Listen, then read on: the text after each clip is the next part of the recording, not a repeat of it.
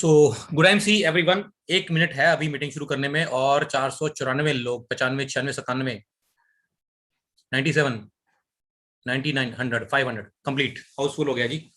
आप लोग एक काम करो, मैं ग्रुप के अंदर जो है अपना लिंक डाल देता हूँ यूट्यूब वाला, जिसमें अभी ये लाइव चल रही है।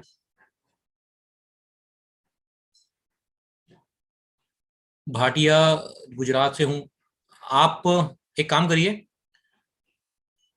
ऑनलाइन का सुविधा नहीं मिल रहा है, ऐसा कुछ नहीं है, ऑनलाइन का सुविधा मिल रहा है। बीच में कई बार कोई टेक्निकल इशू होगा, कोई बात नहीं, आप मुझे पर्सनली बाद में कॉल करिए, या आप अपने आपके जो अपलाइन चेयरमैन एम्बेसडर है उनसे उनको बोलिए मेरे से बात करें, मैं आपको सोल्यूशन दे दूंगा, कोई दिक्कत वाली बात नहीं है। ऑनलाइन में किसी को दिक्कत आ रही है तो आप लोग हमसे संपर्क कर सकते हैं। आपके जो एम्बेसडर्स हैं उनसे बात करिए, एम्बेसडर आपके ऊपर नहीं है तो आप मेरे से बात करिए, कोई प्रॉब्लम नहीं है। ठीक है। हाँ, और मैं अब आपको लिंक जो है ग्रुप में डाल दूं, क्योंकि 500 जो हैं वो कंप्लीट हो चुके हैं।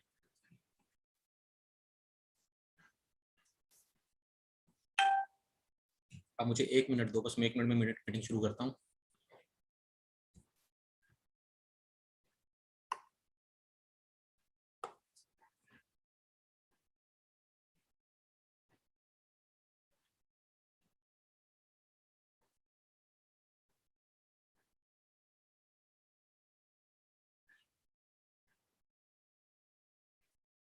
ये मैं ग्रुप में लिंक डाल दिया हूँ।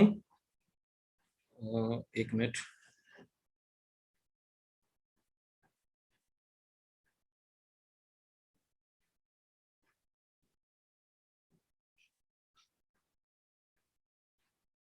चलिए, ग्रुप में लिंक चला गया जी। अभी आप जो है इसको अपनी टीम के अंदर भेज दीजिए, जो लोग इसको जूम में नहीं अटेंड कर पा रहे, क्योंकि यहाँ पे फुल हो गया, हाउसफुल हो गया, 500 लोग अभी ज्वाइन कर चुके हैं। चलिए, तो मीटिंग को शुरू करते हैं। सो दोस्तों, सबसे पहले मैं आपको एक इन्फॉर्मेशन देना चाहता हूँ। ये जो महीना है, ये अगर आप नया, विमलेश जी थैंक यू सो मच, अगर आप नया लेवल लेना चाहते हैं तो 20,000 बीवी से आप नया लेवल ले सकते हैं। आप नया सिल्वर करना चाहते हैं, गोल्ड, रूबी, डायमंड, चेयरमैन करना चाहते हैं, तो आपके लिए जो क्वालिफाइड सुपरस्टार लेग है वो 20,000 बीवी से भी आप कर सकते हैं, नया लेवल ले सकते हैं। और यदि आपका दूसरा या तीसरा महीना है मेंटेन करने का, तो भी 20,000 से हो जाएगा। लेकिन आपको फंड लेने के लिए, भले ही वो सुपरस्टार का फंड लेना हो, भले ही वो सिल्वर एंड अबव कोई भी फंड लेना हो, अगर वो क्वालिफाइड सुपरस्टार आपका जो है वो 30,000 बीवी से होगा, तो इस बात का ध्यान रखें। राइट, ये गलती मत कर दें। मैंने ग्रुप में भी मैसेज डाला था, मैं फिर से बता रहा हूं, सब लोग अपनी टीम को बता के रखें। फंड लेने के लिए इस बार 30,000 बीबी करने पड़ेंगे, लेकिन मेंटेन करने के लिए आपका 20,000 से हो जाएगा। पुराना लेवल मेंटेन कर रहे हो तो भी हो जाएगा, और यदि नया लेवल लेना चाहते हो तो भी 20,000 से हो जाएगा। सो अगर आप में से कोई व्यक्ति प्लान कर रहा है नया लेवल करने की, या किसी ने पिछले महीने ब्रेक किया है, तो आपके पास एक बहुत अच्छी अपॉर्चुनिटी है, आप 20,000 में इसका फायदा उठा सकते हैं। ये एक तो ये हो गया। दूसरा इंपॉर्टेंट इंफॉर्मेशन मेरे दोस्तों, आउटलेट आउटलेट ने हमें कामयाब किया है। ठीक है, आउटलेट ने मुझे कामयाब किया है। मेरी टीम में आउटलेट टीडी जितने खुले उतनी टर्नओवर बढ़ी है। खुलवा लो मेरे दोस्त, मैं इसके ऊपर भी चर्चा करूंगा, और बहुत शानदार ऑफर आई हुई है। और अपनी नॉन सिल्वर लेग से 5 आउटलेट खुलवाने पे आपको गोवा का ट्रिप है। ठीक है, अगर किसी कारण से गोवा का ट्रिप नहीं हो पाया, जैसे कि कोरोना का कुछ पता नहीं है, तो कंपनी आपको वाउचर दे देगी, जिसमें आप अपनी मर्जी का जाके कहीं पे भी शॉपिंग करो, आईएमसी के स्टोर पे प्रोडक्ट मिलेगा, बीवी भी मिलेंगे। ठीक है, दो, अगर आप डबल कर लोगे, 10 खुलवा लोगे, तो आपको डबल क्वालिफिकेशन मिलेगी, आप अपनी बीवी के साथ जा सकते हो। राइट, क्वालिफाई जरूर करो। गोवा के लिए नहीं करना, ये अपने काम के लिए करना है, क्योंकि जो आउटलेट खुलेंगे वो आपका बिजनेस बढ़ाने वाले हैं। ठीक है, और इसके अलावा मोबाइल और लैपटॉप की ऑफर भी चल रही है, जिसमें कि अभी 150 पॉइंट्स पे करने पे आपको इजिली आप अचीव कर सकते हो। और एक गुड न्यूज है कि कंपनी में अभी तक एक भी क्वालिफायर उसमें निकला नहीं है। सो आप लोगों के पास अच्छा मौका है मोबाइल और लैपटॉप जीतने का। ठीक है, और आज मैं आपको ना एक अपनी अपनी एक स्टोरी सुनाता हूँ, जिसमें ना 2 बातें आप लोग नोट करना।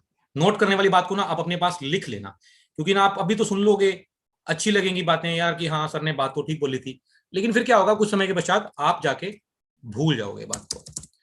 अब मैं आपको ना एक बात बताता हूँ, पहले वाली स्टोरी, ये जो आपने कई बार सुनी भी होगी मेरे मुंह से, मैं आपको फिर से सुनाता हूँ। मैंने 6 दिसंबर 2012 को आईएमसी ज्वाइन किया। ठीक है, अब मेरे सामने 2 समस्या थी। पहली समस्या तो ये थी कि मेरे ऊपर कर्ज था, मैं नौकरी छोड़ के आया था, फुल टाइम आईएमसी कर रहा था। ठीक है, अब शाम को खाना खाना था और उसके लिए मेरे पास पैसे नहीं थे। मैं तो कर्ज में था, 21 लाख का कर्ज था मेरे ऊपर। ठीक है। और पहले महीने का मेरा पे आउट भी कितना बना था टीडीएस काट के? 73 रुपए, 82 रुपए के करीब बना था। और 82-80 रुपए के करीब बना था। 73 रुपए मुझे टीडीएस काट के आए थे। उस टाइम 10% टीडीएस कटता था। 8 रुपए कटे 82 में से 76। हाँ, इतने 73-74 रुपए आए थे मुझे। ठीक है।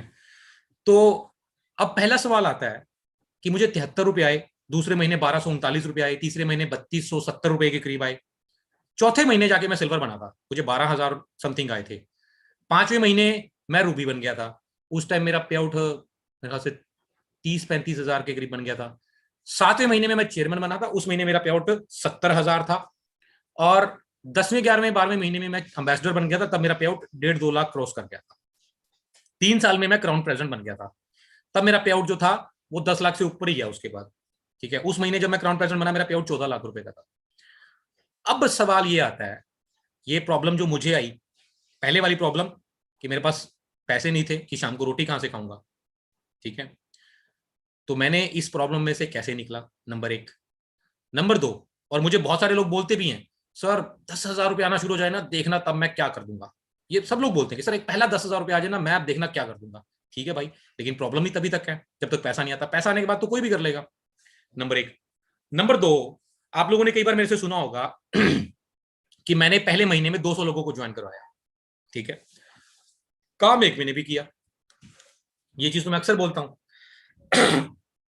और ये भी बोलता हूं कि मैंने 50 लोगों को मीटिंग पे इनवाइट किया, कोई भी नहीं आया। ठीक है। ऐसी सिचुएशन में आमतौर पे अगर आप मेरे ख्याल से आप होते तो शायद काम छोड़ के जा चुके होते। मैंने छोड़ा नहीं, क्योंकि मैं थोड़ा सा और सोच का हूं। क्योंकि जब मैं किसी की तरफ उंगली उठाता हूं ना, तो मैं ये देखता हूं कि ये 3 उंगलियां जो है ना वो मेरी तरफ है। ठीक है। तो मैं पहले अपने आप से सवाल कर लेता हूँ। आमतौर पर ऐसे सिचुएशन में आदमी के दिमाग में आता है, थॉट आता है, शायद मेरी अपलाइन मुझे सपोर्ट नहीं कर रही, किसी और की अपलाइन सपोर्ट करती होगी। मेरे पास तो कोई अपलाइन थी ही नहीं। ठीक है। मेरी आईडी कंपनी के साथ डायरेक्ट लगी हुई थी। ठीक है। हर चीज के ना कोई फायदे नुकसान होते हैं। बहुत सारे ऐसे लोग हैं जो मेरे साथ जुड़ना चाहते हैं, मेरे साथ डायरेक्ट जुड़ना चाहते हैं। अब उनको इसका नुकसान क्या है कि मैं उनके साथ फील्ड में 1-to-1 करने के लिए मैं उतना समय नहीं निकाल सकता, क्योंकि काम बहुत है, टीमें बहुत है। लेकिन मैं उनको ये बता सकता हूँ कि भैया ये करने से ये होगा, वो करने से वो होगा, और मैं आके वहां पे उनकी मीटिंग कर सकता हूँ। ठीक है। ये और मैं बहुत सारे ऐसे काम है जो ऑफिस से रिलेटेड होते हैं, मैं वो बता सकता हूँ, मैं गाइड कर सकता हूँ। ठीक है। मैं पहुंच सकता हूँ उसके पास मीटिंग करने के लिए। लेकिन कुछ चीजें ऐसी हैं जो एक मतलब कम लेवल वाला एसोसिएट कर लेगा, वो शायद मैं नहीं कर सकता। लेकिन वही चीज, अब मैं कंपनी से डायरेक्ट जुड़ा था, तो मुझे पता था कि मुझे कंपनी से वो बहुत ज्यादा बेनिफिट नहीं मिलने वाले, मतलब बहुत ज्यादा क्या मिलने ही नहीं वाले फील्ड के अंदर। लेकिन मुझे ये पता था कि मैं इस बात को इतना ही लोगों को बोलूंगा कि मैं कंपनी से डायरेक्ट हूं, तो मेरे को इसका फायदा हो जाएगा। वैसा मेरी टीम को भी बोलती है। मेरी टीम वाले भी बोलते हैं जी मैं कुणाल जी के डायरेक्ट हूँ।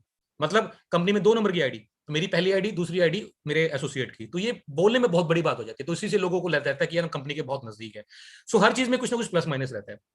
तो अब आमतौर पे बंदा जब कामयाब नहीं होता तो उसके दिमाग में आता है मेरी अपलाइन ने सपोर्ट नहीं की होगी, नंबर एक, या उसमें कोई कमी होगी, शायद मैं किसी और के साथ ज्वाइन करता तो मैं उसके साथ ज्यादा कामयाब हो जाता। नंबर दो, उसको लगता है कि शायद इंडस्ट्री खराब है, ये काम चलता नहीं है, क्योंकि लोग जाके मजाक उड़ा देते हैं, ऐसे क्या करने लगे, ये क्या हो गया, वो क्या हो गया। एक भाई साहब लिख रहे हैं कि आपके पास पैसा नहीं तो आईएमसी ज्वाइन कैसे की। ज्वाइन करने में थोड़ा ना पैसा लगता है मेरे भाई। हाँ, आगे क्या किया वो बताने वाला हूँ, उसको सुन लो ध्यान से, अपना दिमाग मत लगाओ। ठीक है। तीसरी तीसरी बात उसको आती है कि लगता है कि शायद मैं गलत कंपनी में आ गया हूँ, मैं किसी दूसरी कंपनी में होता तो मैं कामयाब हो जाता। ये 3 चीजें बंदे के दिमाग में जब जब आती है ना, तो बंदा अपना विनाश कर बैठता है। उसका काम के ऊपर तो ध्यान जाता नहीं है, इधर उधर की बातों की तरफ ध्यान जाता है। कई बार बंदा कंपनी छोड़ बैठता है, कई बार बंदा अपलाइन से लड़ बैठता है, कई बार बंदा कुछ भी कर लेता है, लाइक काम की तरफ ध्यान नहीं जाता उसका। मेरे दिमाग में ऐसी कोई आलतू फालतू चीज नहीं आई। मैं फिर बोल रहा हूँ, क्योंकि मैंने एक उंगली सामने उठाता हूँ तो 3 उंगली मैं सोचता हूँ मेरी तरफ है, मैं पहले अपने आप से सवाल कर लूँ। अब मैंने अपने आप से सवाल किया, क्या सवाल किया कि भैया दूसरे लोग काम कर रहे हैं तो उनको पैसा आ रहा है, दूसरे लोग काम कर रहे हैं तो टर्नओवर निकल रही है, दूसरे लोग मीटिंग के लिए बुला रहे हैं तो इकट्ठे हो रहे हैं। मैं देखो अब मीटिंग मैंने बुलाई, 500 लोग आ गए, हाउसफुल हो गया। अब अगर मैं इसको ये 1000 की भी होती तो 1000 हो जाने थे भी। बहुत सारे लोग मेरे ख्याल से यूट्यूब पे भी देख रहे हैं, बहुत सारे लोग वेटिंग में पड़े होंगे। ठीक है। लेकिन अगर आप मीटिंग कर रहे हो और आपके बुलाने पे 5 लोग भी नहीं आ रहे, तो इसका मतलब काम में कमी नहीं है मेरे भाई। ठीक है। काम में कमी नहीं है। मेरे दिमाग में ये बात है, मैं काम में तो कोई कमी नहीं है यार, इसका मतलब कमी कहाँ है? कमी तेरे में है, मतलब मेरे में है। शायद मुझे वो बात नहीं करनी आ रही, शायद जिन लोगों से मुझे मिलना चाहिए मैं उनसे नहीं मिल रहा, शायद शायद कहीं ना कहीं कोई ना कोई तरीके में कमी है, काम करने के तरीके में। अगर आप आगे नहीं बढ़ रहे तो 2 जगह पे कमी हो सकती है। नंबर एक, आपकी मेहनत में, शायद आप मेहनत नहीं कर रहे, शायद आप काम करने का दिखावा जितना कर रहे हो उतनी मेहनत नहीं कर रहे, शायद आप वही अपनी 2-4 जो टीमें बना रखी उन्हीं को फोन करते हो और अपना टाइम पास करके घर पे पहुंच जाते हो और सोचते हो मैंने बहुत मेहनत करी, नया कुछ नहीं कर रहे, प्रोडक्टिव कुछ नहीं कर रहे। वो 2 टीमें काम नहीं कर रही तो तीसरी, चौथी, पांचवी, छठी बनाने में किसने मना किया? आप क्यों नहीं बना रहे हो? यहाँ पे कमी हो सकती है। दूसरा, शायद आपके काम करने के तरीके में कोई ना कोई कमी होगी। उस समय मैं मेहनत खूब कर रहा था, दिन रात लोगों से मिल रहा था, तो रिजल्ट नहीं आ रहा था। तो मैं मेहनत तो मैं कर रहा था, मैं देख रहा था कि मैं रोज नए लोगों से मिल रहा हूँ, सब चीजें कर रहा हूँ, लेकिन मुझे रिजल्ट नहीं आ रहा। इसका मतलब मेरे काम करने के तरीके में कोई ना कोई कमी है, मुझे शायद काम नहीं करना आ रहा। राइट। अब सवाल एक और था, सवाल ये था कि भैया मैं तो बहुत फंसा हुआ था, कर्ज में था, पैसा चाहिए था इमीडिएटली, क्योंकि मैं एक बहुत अच्छी खासी नौकरी छोड़ के आया था। मैं लॉ ग्रेजुएट हूँ, एमबीए किया हुआ मार्केटिंग में। मैं एक कंपनी में एरिया मैनेजर था, 70-80 हजार रुपए की सैलरी मेरी उस टाइम आती थी 2012 में। वो छोड़ के मैं आईएमसी में आया था, तो मुझे तो इमीडिएटली पैसा चाहिए था, तुरंत तुरंत पैसा चाहिए था। कुछ तो कुछ ना मतलब ना आए 70-80 हजार रुपए, मुझे कुछ 25-30 हजार रुपए तो आए, जिससे कि मैं खाना तो खा सकूं ढंग से, ठीक है, अपने बच्चे को दूध पिला सकूं। ये हालात थे। मैंने अपनी बीवी बच्चे को तो अपने इन लॉज में भेज दिया था 3-4 महीने के लिए। मैंने कहा भैया इतनी मेरी मदद कर दो, मैं सेट हो जाऊंगा जल्दी, फिर इनको ले आऊंगा मैं। ये तक मेरे हालात थे। सुबह घर की सफाई खुद करता, झाड़ू पोछा लगा के काम पे चला जाता। सुबह नाश्ता करता था मैं, 10 रुपए का वो पैकेट लेके आता था नाश्ते वाला, क्या बोलते हैं उसको, ओट्स वाला, वो बना के खा के मैं निकल जाता। कई दोपहर को खाना नहीं खा पाता था मैं, पैसे नहीं होते थे। शाम को कई बार खाना खाता था ढाबे पे जाके सस्ते वाला, ऐसे टाइम निकाला। तो अब सवाल था कि मुझे इमीडिएटली पैसा चाहिए था, क्योंकि मैं तो, मेरे तो हालात ये थे कि सुबह 10 रुपए का नाश्ता तो करके गया हूँ, रात को मैं कहाँ से खाना खाऊंगा, हालात ये थे मेरे। और नेटवर्किंग में समय लगता है, ठीक है। सो एमडी राजा जी, आपको जवाब दे रहा हूं मैं आज। आपको सब लोगों को आपके सारे जवाब मिल जाएंगे, जिन लोगों को लगता है ना कि मेरे लोग सुन नहीं रहे हैं, बात नहीं मान रहे हैं, तो सब लोगों को आज मेरे जवाब मिल जाएंगे। अब भाई साहब, मैं बैठा अकेला, ठीक है, घर पे तो अकेला ही था, बीवी बच्चे को तो छोड़ रखा था इन लॉज में, तो मैं घर पे अकेला था। रात को इतना परेशान था, मतलब दिल कर रहा था कि यार सुसाइड कर लूं, क्योंकि जिन लोगों को पैसे देने थे वो भी मांग रहे थे, ठीक है, जो मेरा घर था उस पर भी पैसे थे, उनको भी देने थे। तो बहुत परेशान था मैं। मुझे आज भी वो दिन मेरा याद है। मैं मतलब इतना दिमाग के ऊपर ना इतना भारीपन था, कुछ समझ नहीं आ रहा था। और जब जब मैं मेरे दिमाग पे भारीपन आता है, मुझे कुछ रास्ता नजर नहीं आता ना, तब तब मैं अकेला बैठता हूँ और ईश्वर से बात करता हूँ कि वो सृष्टि को बनाने वाला है, उसको हमारा ज्यादा ख्याल है। लेकिन हम लोग कई बार ना अपने पे जा बातों को ज्यादा ले लेते हैं और उससे पूछते ही नहीं, उससे बात ही नहीं कर रहे, उसके ऊपर कुछ डालते ही नहीं है। सो मैंने अपनी समस्या उस पर डाली। मैंने कहा प्रभु, आपने तो मुझे बनाया, सारी सृष्टि को बनाया, देखो आपको पता है कि मेरी सिचुएशन कौन सी चल रही है, यहाँ पर डू और डाई वाली सिचुएशन है, या तो करूंगा या मरूंगा, मुझे मरना पड़ेगा, अपनी फैमिली को लेके मुझे नहर में छलांग लगानी पड़ेगी, वरना अगर मैं नहीं कर पाया तो। लेकिन मैं करना चाहता हूं और मेरे पास मदद देने वाला कोई नहीं है, और मैं आपसे मदद चाहता हूं। जब जब आप ईश्वर से मदद मांगोगे ना, तब आपको रिजल्ट्स मिलेंगे। लेकिन कई बार क्या है कि हम लोग ना जुगाड़ लगाने लेते हैं, इससे पैसे ले लिए, उससे ले लिया, वो ले लिया, वो ना टाइम निकल जाता है। वो जो आपको तकलीफ दुख देखने हैं ना, वो देखने ही पड़ेंगे आपको, वो समय आपको फेस करना ही पड़ेगा, ठीक है। वो समय होता है जिसमें आप मजबूत होते हो, राइट। सो मेरी लाइफ में भी वो समय था, बहुत मतलब मुश्किल समय था। सो जब मैं बैठा तो मेरे मन में एक विचार आया। आप जानते हैं, ये जो मैं वीडियो ऑडियो कॉल्स डालता हूं, मैं जितनी भी मीटिंगें करता हूं, ट्रेनिंग करता हूं, मैं किसी को कॉपी नहीं करता। ये मेरी खुद की एक क्रिएशंस होती हैं, खुद की तैयारी होती है, खुद की ट्रेनिंग बनाता हूं, और ये ईश्वर करवाता है मेरे से, क्योंकि मैं उससे बात करता हूं और उसी से मदद मांगता हूं कि मेरी टीम में इस वक्त ये प्रॉब्लम चल रही है, तो मुझे किस तरीके से उनको टैकल करना चाहिए, कैसे हैंडल करना चाहिए, कैसे गाइड करना चाहिए। सो आप मानोगे नहीं, मैंने जब मैं बैठा और बात की, तो मुझे आगे से आवाज आई, अंदर विचार आते हैं दिमाग में, आप बात करते हो, आपको पता लगता है कि आपका एक सवाल था जिसका आपको तुरंत जवाब मिल गया, तो वो जवाब किसी ने नहीं दिया, वो आपको ईश्वर ने दिया है। तो मुझे जवाब मिला कि कुणाल कामरा, तेरे पास एक बहुत अच्छी कला है। मैंने कहा जी मेरे में कौन सी कला, बताइए। कहते तेरे में कला है कि तू लोगों की जेब से पैसे निकलवा लेता है। अब आप सोच के थोड़ा आपको हंसी भी आएगी और थोड़ा हैरान भी होगे कि यार ये क्या बात कर रहे हैं। मैं एक्चुअली इंश्योरेंस बेचता था, और मैं इतना खतरनाक सेल्लू था कि जिस आदमी के पास मेरे मेरे जो एजेंट थे या मेरे टीम वाले थे मुझे लेके जाते थे ना, वो मुझे बड़े हार्डकोर जगह पे लेके जाते थे। वो बंदा जो मेरे से बात करने से पहले मेरे को बोलता था कि भाई साहब आओ, चाय पियो, खाना खाओ, कोई प्रॉब्लम नहीं है, इंश्योरेंस की बात मत करना। ठीक है सर, मैं नहीं करूंगा, मैं सिर्फ आपसे मिलने आया हूं सर, ठीक है। वही आदमी को मैं ऐसा बातों के अंदर मैं उसको लेके आता, उसको दिखा देता कि भैया अगर तुम ये इंश्योरेंस नहीं खरीदोगे तो तुम्हारा जीवन तो आधा तो व्यर्थ है, ठीक है। और वही बंदा आधे घंटे के बाद मेरे सामने चेकबुक खोल के बैठा होता था, और वो मेरे को बोलता था भैया बताओ कितने साइन करूं। ये था मैं, ठीक है। और यहाँ पर तो मुझे बहुत ही आसान काम लगा। मैंने कहा यार ये बात तो ठीक है, पैसा तो मुझे निकलवाना आता है लोगों की जेब से, ये तो मुझे मांगना आता है। मैं तो फटाफट पैसा मांगने की बात करता हूँ। आप लोगों में से तो कई देखा मेरे को बात ही नहीं कर पाते आउटलेट की, टीडी की। मैं तो तुरंत पहली बात ही मैं यही करता था, अभी भी यही करता हूँ। आप मेरे को किसी बंदे से मिलवाओगे ना तो मैं पहले उसको बोलूंगा भाई साहब टीडी लो। ठीक है, आप लोग पता नहीं क्यों नहीं करते, करना सीखो ये चीज। मांगना पड़ेगा मेरे दोस्त, लिख लो ये लाइन ना अपनी डायरी में लिख लो कि मांगना तो पड़ेगा, पैसा तो लोगों की जेब से निकलवाना पड़ेगा। क्यों निकलवाना पड़ेगा, इसके क्या क्या फर्क होते हैं मैं भी आपको डिटेल में बताऊंगा। आपको सारे आपके डाउट्स आज की मीटिंग के अंदर क्लियर होने वाले हैं। सबसे शानदार मीटिंग होने वाली है आपकी इतने महीनों के अंदर, ये वाली आज वाली। सो लिख लो अपनी डायरी के अंदर कि पैसा तो मांगना पड़ेगा। ठीक है, अब मैंने कहा यार ये बात तो ठीक है। अब इंश्योरेंस में तो बल्कि पैसा मांगना मुझे मुश्किल लगता था, क्योंकि उसमें तो लोगों को ये समझाना पड़ता था कि तुम मरोगे तो तुम्हारे घर वाले सुरक्षित रहेंगे, तुम्हारे तुम्हारे घर पे फायदा होगा। मतलब वहां पे तो लोगों को उसको मौत दिखानी पड़ती थी। यहां पर तो इतना आसान है, यहां पर तो लोगों को जीते जी एक बिजनेस अपॉर्चुनिटी दे रहे हैं, पार्ट टाइम की, फुल टाइम की, कितना कुछ दे रहे हैं हम लोग उसको, और बदले में प्रोडक्ट दे रहे हैं उसकी मर्जी के, है ना। तो मेरे को तो ये भैया बहुत ही आसान काम लगा। मैंने कहा यार, मैंने शुक्रिया अदा किया गॉड का। मैं कहा प्रभु मजा आ गया, आपने ये बहुत अच्छी चीज जो है वो मेरे दिमाग में डाल दी है। और मैं निकल पड़ा अगले दिन से। अब मेरा मेरा पूरा एक ही फोकस होता था। उस समय चेयरमैन 8 लेग में होता था, अभी तो जैसे 5 में ना साइड मेंटेन भी करनी रहती थी 10,000 बीबी से, और 8 लेग में चेयरमैन होता था। तो मेरा क्या टारगेट था, अब मेरी कौन सी ऐसी टीम है जिसके अंदर बंदा पैसे लगा सकता है। ठीक है, अब मैंने कहा ठीक है भैया, अब ये अगली लाइन सुनना, ये जरूरी क्यों है। आदमी ना 3 कारणों से काम करता है आपके साथ। पहला कारण, उसका विजन क्लियर कर दो आप, उसका विजन क्लियर कर दो कि ये नेटवर्क मार्केटिंग इंडस्ट्री है, ज्यादा लोग ना बोलेंगे, इसको बर्दाश्त करना, थोड़े लोग हाँ बोलेंगे और वो थोड़े लोग आपको कामयाब कर देंगे।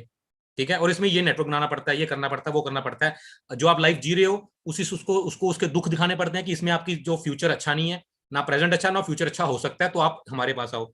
ये होता है विजन क्लियर करना। अब ये हर कोई व्यक्ति नहीं कर पाता, और हर कोई व्यक्ति का नहीं हो पाता।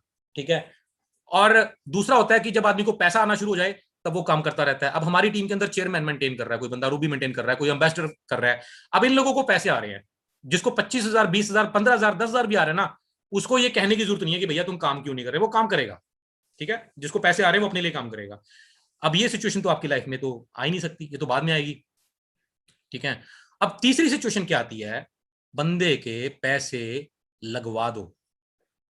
ध्यान से सुनो, बहुत बड़ी बात बोल रहा हूं आपको। ठीक है, बंदे के पैसे लगवा दो। मेरे को कोई सवाल मत करना, अभी मैं सवाल बाद में लूंगा, रिदम मत खराब करो अभी मीटिंग की। ठीक है, बंदे के पैसे लगवा दो। राइट, अब बंदे के पैसे लगवा देते हो तो इसके क्या असर पड़ता है। मैं आप अभी मेरे को 500 लोग यहाँ जूम में सुन रहे हैं, बहुत बहुत सारे लोग यूट्यूब में सुन रहे हैं। ठीक है, आप में से जितने लोगों के पास भी आउटलेट या तहसील है, आउटलेट डिस्ट्रीब्यूटर या तहसील डिस्ट्रीब्यूटर है, ठीक है, आप लोग याद करो, जब आईएमसी में आप आए, आप काम कर रहे थे, एक दिन आके आपने आउटलेट या तहसील डिस्ट्रीब्यूटर ले लिया, बताओ उसके दिन के बाद से आपकी सोच में कितना परिवर्तन आया। जिस दिन आपके घर पे आउटलेट के प्रोडक्ट आ गए थे, क्या उस रात को आप चैन से सो पाए। नहीं सो पाता आदमी। रात को सपने में भी तुलसियां और एलोवेरा नजर आते हैं जो घर पे पड़े हुए हैं। दिमाग पे लोड आ जाता है, पैसा आ जाता है। पैसा बहुत बड़ी चीज है मेरे दोस्त, इमोशंस क्रिएट कर देते हैं। ये चीज को समझ लो कि जब तक बंदे का कुछ लगा नहीं ना तब तक कुछ नहीं होगा। मैं आपको एक छोटी सी स्टोरी सुनाता हूँ। मेरे एक ना रिश्तेदार थे, मेरे एक रिश्तेदार थे बठिंडा के अंदर। वो कहते जी हमें भी आईएमसी में काम करवाओ। मैंने कहा ठीक है जी मैं करवा देता हूँ। मैं कहते जी शुरुआत कैसे करनी है। मैंने कहा काम करो, शुरुआत करो आउटलेट से, सॉरी शुरुआत करो कैनोपी से। ठीक है, अब ये दूसरा सवाल का जवाब है कि मुझे एकदम से पैसे कहां से आए। मैंने रिटेल करी, इसके बारे में आज हम लोग डिस्कस करने वाले हैं। मैंने उनको कहा कि आप एक कैनोपी ले लो। मेरे रिश्तेदार थे तो मैंने 15-20 हजार का प्रोडक्ट दे दिया। एक कैनोपी भी लेके दे दी, 3,500-4,000 रुपए की कैनोपी थी, तो 20,000 की इन्वेस्टमेंट मैंने उनके ऊपर कर दी। अब मैं उनको 1 महीने के बाद मिला। ठीक है, बताता हूँ शिवम भाई, चुप रहो, अभी मेरे से सवाल मत करो, मेरी सारी बात, आपके सारे सवालों के जवाब मिल जाएंगे आज। ठीक है, तो मैंने अब उनको 20,000 का 15-20 हजार रुपए का प्रोडक्ट देके साथ में कैनोपी दे दी। अब मैं उनको 1 महीने के बाद मिला, क्योंकि वो मैं उनको डायरेक्ट नहीं लगाया था, मैं रिश्तेदारों को डायरेक्ट नहीं लगाता, मैं उनको किसी टीम को गिफ्ट किया था। रिश्तेदारों को तंगी करते हैं, उनको लगता है कि बस कुणाल कामरा एमईसीपी बन गया घर पे बैठ के ही, ठीक है, वो हमें भी 2-4 टीमें दे देगा तो हो जाएगा। ऐसे ऐसे नहीं होता था कभी भी।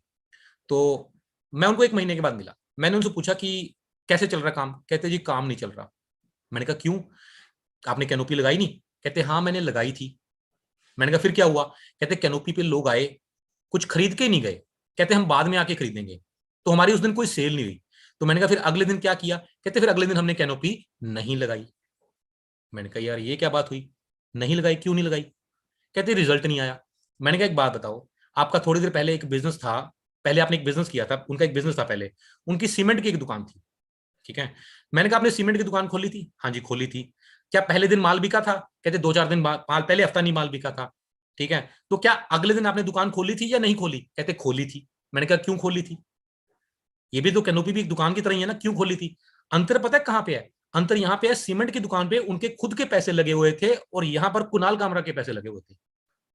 समझने की कोशिश करना जो मैं कहने की बात कर रहा हूं, ठीक है? मैं कहा अंतर यहां पे है। अगर यहां पे भी मैं आपको आपकी जेब से पैसे लगवाए होते ना, तब आपने अगले दिन कैनोपी लगानी थी। आपने मेरे को फोन करके पूछना था कि यार मैंने कैनोपी लगाई थी, यहां लगाई थी, मुझे रिजल्ट नहीं आया, बताओ क्या गलती रह गई होगी, क्या कमी रह गई होगी, क्या जगह गलत चूज करी या कैनोपी लगाने का तरीका गलत था। आप मेरे को ये फोन करके पूछते और मैं आपको बताता कि ऐसे कैनोपी लगाई जाती है, ऐसे काम किया जाता है। और इस बार आपके पैसे नहीं लगे हुए थे तो इस वजह से आपने किया ही नहीं। सो जब हम बंदे के पैसे लगते हैं ना भाई साहब, तब उसके इमोशंस क्रिएट हो जाते हैं, बंदे का दिमाग काम करना शुरू कर देता है। कितने दुकानदार हैं? सब दुकानदारों का पहले दिन माल नहीं बिकता। बहुत दुकानदार होते हैं लेकिन वो अगले दिन भी दुकान खोलते हैं। क्यों खोलते हैं? क्योंकि पैसे लगा होता है। यही कहानी है। अब मैंने क्या किया, मैंने अपनी 8 टीमों के अंदर फ्रेंचाइजी खुलवानी शुरू करी। उस टाइम ना 2 लाख रुपए की फ्रेंचाइजी होती थी, 2,10,000 रुपए की एक मॉडल था पहले। तो मैंने अपनी 8 टीमों में एक एक आदमी ढूंढा कि कौन आदमी है जो पैसे लगा सकता है। ठीक है, उनको मैंने 8 टीमों के अंदर एक एक आदमी ढूंढ लिया, उनके पैसे लगवा दिए। आप मानोगे नहीं सर, एक पोजीशन थी, एक समय था, मैं बंदे को 1 घंटा बैठ के बात समझाता था कि ये नेटवर्किंग है, ये होता है, वो होता है, फलाना ढिमकाना, सारा समझाता था। और अगले दिन बंदा मेरा फोन नहीं उठाता था। आपके साथ भी ऐसा होता होगा, आपको बंदा इग्नोर करता है। ठीक है, अब वही जब मैंने लोगों का पैसा लगता, अब मैं होता निश्चिंत। अब मैं हो गया निश्चिंत। मैं आराम से अगले दिन टांग पे टांग रख के घर पे बैठा हूं, मोबाइल को रख लिया सामने टेबल पे और वेट कर रहा हूं कि किसका फोन बजेगा। और फोन बजता कड़िंग कड़िंग करके, मैं जैसे ही मैं फोन उठाता, हाँ जी सर, सर मैं गुड एमसी सर। अब वो गुड एमसी भी बोल रहा है मुझे। ठीक है सर, माल आ गया घर पे सर, प्रोडक्ट जो है कल शाम को पहुंच गया था, मैंने आपको लेट फोन नहीं किया, मैं प्रोडक्ट समेटने पे लग गया। और जानते हैं मेरे मन में क्या चल रहा होता था? मैंने कहा भैया मुझे तो पता है, तभी तो तुम मुझे फोन कर रहे हो, नहीं तो आज से पहले तुमने मुझे आज तक कभी फोन ही नहीं किया, मुझे ही करने पड़ते थे तुम्हें फोन, और तुम मेरा फोन नहीं उठाते थे। और वो बंदा मुझे फोन कर रहा है, क्यों? क्योंकि अब उसके पैसे लग गए, घर पे प्रोडक्ट आ गया। और वो मुझे कहता था कि सर, वो फोन करके उसका आता था कि सर प्रोडक्ट आ गया, सर बताओ अब क्या करना है। और मैं तो तैयार ही बैठा था उसके साथ काम करने के लिए, और मैं पहुंच जाता उसके पास और काम करता। आप मानोगे नहीं सर, मैंने 7वें महीने में चेयरमैन बना, 8 टीमों के अंदर मैंने एक एक फ्रेंचाइजी खुलवाई थी। तीसरे महीने में जाके वो सुपरस्टार बने और मैं सीधा चेयरमैन बन गया था। और उसके बाद मैं रुका ही नहीं, उसके बाद नहीं मैं रुका, मुझे तो गेम समझ आ गई थी। ठीक है, सो पहली गेम, आउटलेट और टीडी खुलवाओ। पहली गेम, आउटलेट और टीडी खुलवाओ। आप लोग करते हो उल्टा काम। आप बंदे को ज्वाइन करवाते हो, उसको बोलते हो तुलसी ले लो, एलो ज्योति ले लो, क्या है ये? है, आप उल्टा करते हो, ये सीधा रास्ता नहीं है। सीधा रास्ता जानते हैं क्या है? सीधा रास्ता ये है भाई साहब, काम है बड़ा। ठीक है, काम है बहुत बड़ा। और एक सौभाग्य की बात है कि आपके वाला जो तहसील है ना, वो एम्प्टी पड़ी है, खाली पड़ी हुई है। ठीक है, सो आपके पास एक बहुत बढ़िया ऑप्शन है कि आप तहसील डिस्ट्रीब्यूटर ले लो। आपको तहसील का मार्जिन भी आएगा, साथ में हम लोग नेटवर्क भी क्रिएट करेंगे।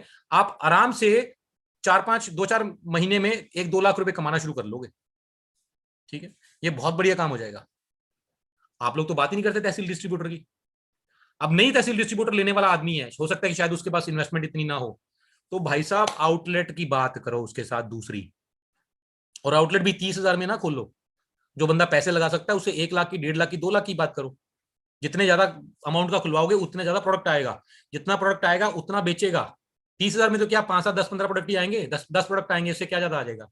वैरायटी थोड़ी ना बनेगी। 5.5 लाख रुपए लगेंगे, वैरायटी ज्यादा आएगी। लाख, 1.5 लाख, 2 लाख लगेंगे, ज्यादा वैरायटी आएगी। अब जितना प्रोडक्ट घर पे पड़ा होगा उतना वो बेचेगा, उतना बेचेगा तो सेल निकलेगी, सेल निकलेगी तो आपके भी बढ़ने वाले। सो पल्ले बांध लो, हर आदमी को आउटलेट देने की कोशिश करो। मिनिमम आउटलेट इस वक्त 30,000 रुपए में खुल रहा है। कम से कम इन्वेस्टमेंट 30,000 रुपए की है इस महीने, अभी जो ऑफर चल रही है। पहले ये 1,10,000 का खुलता था, फिर कंपनी ने 55 का भी किया, अभी कोरोना के कारण 30,000 का कर रखा है। आने वाले समय में शायद इसकी इन्वेस्टमेंट बढ़ जाए, 55,000 का हो जाएगा शायद। तो इसको अभी 30,000 में खुल रहा है, खुलवा लो मेरे दोस्त, जितना खुलवाओगे जितना खुलवाओगे। वो बीवी आप ही की टीम में डलना है। अभी तो 1 तारीख से रूल भी आ रहा है कि जो आउटलेट है वो क्रॉस लेग में बिलिंग नहीं कर पाएगा, आपकी जो एम्बेसडर की टीम है उसी में बिलिंग होगी। तो बीवी आप ही के घर पे, आप ही के बिजनेस में पढ़ने हैं। आज पढ़ जाए, कल पढ़ जाए, आपका बिजनेस बढ़ना है। ठीक है, सो कहानी एक तो यहां पर बैठती है कि हमने करवानी है इन्वेस्टमेंट। ठीक है, और इस गेम को कैसे लेके चलना है आप लोग ध्यान से समझना। मैं इसमें एक बोर्ड में आपको बताता हूं। जैसे ये हो गए आप, सबसे पहला तो काम करना है आपने 30,000 रुपए का आउटलेट आपने खुद लेना है। ये खुद क्यों लेना है? खुद लेना है इसलिए क्योंकि जो आदमी खुद इन्वेस्टमेंट करता है ना, उसका काम ज्यादा बढ़ता है। जब आप आदमी के पास जाएंगे, ध्यान से सुनना मेरी इस बात को, बड़े इंपॉर्टेंट बात बोल रहा हूं। जब आप किसी के पास गए, अपने फ्रेंड के पास गए, अपने रिश्तेदार के पास गए आउटलेट देने के लिए, आप उसको जाके ये बोलोगे ना कि भैया देखो मैंने खुद ने लिया हुआ है, ये देखो मैंने एक आउटलेट लिया हुआ है, तो उसके 10 में से 9 सवाल जो हैं वो खत्म हो जाएंगे। उसके मन में क्या विचार आएगा, यार इसने लिया हुआ देख के परख के लिया होगा तो सही चीज होगी, चलो मैं भी ले लेता हूं। ठीक है, तो आपके लेने से वो, अब देखने से वो ले लेगा। एक आउटलेट आपने लिया, 3 आउटलेट आगे खुले। ठीक है, अब तीनों आउटलेट, 4 आउटलेट हो गए मिला के। अब दूसरा स्टेप क्या है ये लिख लो, एक आउटलेट खुद लेना, ये पॉइंट्स लिख लो सारे, सुन के आप भूल जाओगे बाद में। दूसरा पॉइंट क्या है, 3 आउटलेट आगे खुलवाने। अब सवाल जो है कि ये तीनों के साथ आउटलेट खुलवा के इनको छोड़ना नहीं है, इनके साथ मेहनत करनी है प्रोडक्ट को बेचने की। वो मेहनत कौन कौन सी होगी मैं इसके बाद बताऊंगा। इनके साथ टीम बनानी है, इनका प्रोडक्ट बिकवाना है। ठीक है, अब एक एवरेज के हिसाब से एक आउटलेट जो होता है वो 8 से 10,000 बीवी का काम एक महीने में आराम से कर लेता है खुद का। अब 4 आउटलेट खुल गए, महीने का 40,000, 30 से 40,000 बीवी होना शुरू हो गया। तो ये भाई साहब जो आप हो, आप ए नंबर हो, आप बन जाओगे सुपरस्टार।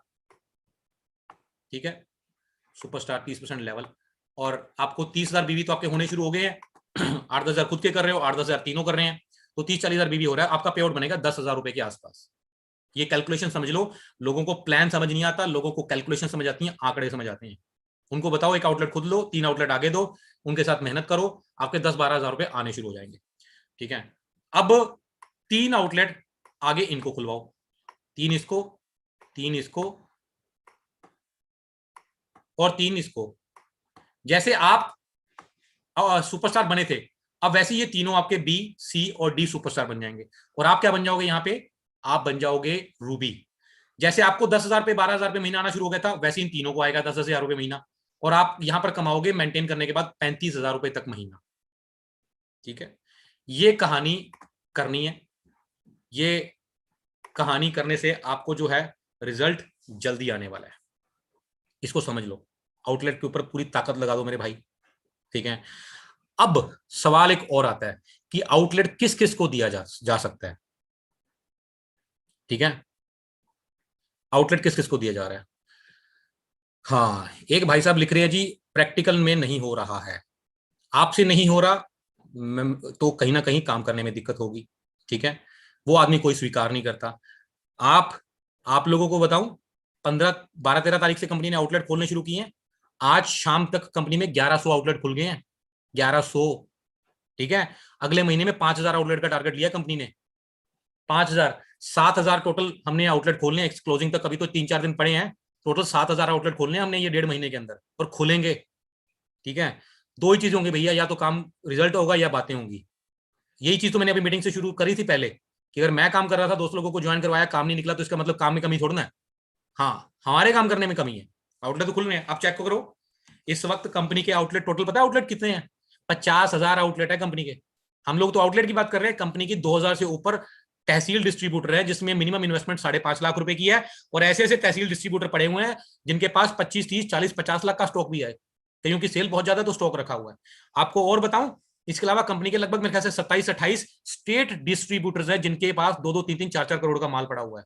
किसी ने लगवाए हैं ना उनके पैसे, स्टेट डिस्ट्रीब्यूटर कंपनी के नहीं है, किसी ने पैसे लगवाए हैं, किसी को इन्वेस्टमेंट करवाई है तभी खुला है। सो प्रदीप कुमार जी, काम करने में देखो कि काम दूसरे कर रहे हैं तो मैं कैसे कर सकता हूं, ना कि ये देखो कि प्रैक्टिकल में नहीं हो रहा। तो रिजल्ट ये पता करो कि क्यों नहीं हो रहा, क्योंकि आप मांगते नहीं होगे, आप बात ही नहीं करते होगे। ठीक है, अब अगली बात मैं आपको जवाब देने लगा हूं कि कौन कौन आउटलेट ले सकता है। ये बड़ी ध्यान से सोचना। आपसे आउटलेट कौन लेगा? आउटलेट लेगा नंबर 1 आपके जान पहचान वाले। मैं मना करता हूं ना नेटवर्किंग के अंदर कि आउटलेट अपने जान पहचान वालों को, रिश्तेदारों के साथ काम मत करो, लेकिन आपके रिश्तेदार आपके कहने पे पैसे जरूर लगाएंगे। ठीक है, आपके रिश्तेदार, आपके जान पहचान वाले, वो लोग जिसकी आप लिस्ट बनाते हो, वो सब लोग आपसे आउटलेट ले सकते हैं। 30,000 रुपए क्या होता है? कुछ भी नहीं होता यार। ठीक है, आप जो मार्केट के अंदर 10,000 रुपए की बंदा नौकरी कर रहा है ना, उसको आके बोलो कि तुम 30,000 रुपए इन्वेस्टमेंट करके अपना बिजनेस करो, अपना बिजनेस 30,000 रुपए में अपना बिजनेस मिल रहा है, और कितने पैसे आएंगे, 15,000 रुपए महीने के कमा लोगे आप। ठीक है, सो इस चीज के ऊपर आप उनसे करवा सकते हो। नंबर एक, अपने बंदों से। नंबर दो, जो लोग नौकरी कर रहे हैं 10-15,000 रुपए कमा रहे हैं, उनको बोलो छोड़ो नौकरी, इस बिजनेस में आओ, आउटलेट लो, महीने के 10-15,000 रुपए इससे में कमाने शुरू कर लो, आगे नेटवर्क खड़ा करोगे तो जितने मर्जी कमा लो। दूसरा, तीसरा पॉइंट, ये बड़ा ध्यान से सुनना, ये वाला पॉइंट, क्योंकि मैंने ये किया हुआ और मुझे रिजल्ट आए हैं। भाई साहब, कंपनी में 50,000 आउटलेट खुले हुए हैं, तो ये जाके पूछो कि लोगों ने कैसे खोले हैं, ना कि ये बोलो कि खुल नहीं रहा। ठीक है, सो ये तीसरा पॉइंट सबसे इंपॉर्टेंट है। आप लोगों के एरिया में दुकानें होंगी, आपके मोहल्ले में, गली में, गांव में, बाजार में, हर दुकान पे जाओ, हर दुकान पर जाओ मेरे दोस्त। मैंने कपड़े वाले दुकानदारों को आउटलेट दिया हुआ है, जिन्होंने, जिनकी मैंने 2 अलमारियां खाली करवाई, आउटलेट खुलवा दिया। उनको क्या बोलना है, 30,000 रुपए लगा के 10,000 रुपए महीना आपको इनकम अलग से आएगी, उनके लिए तो एक साइड बिजनेस है ना।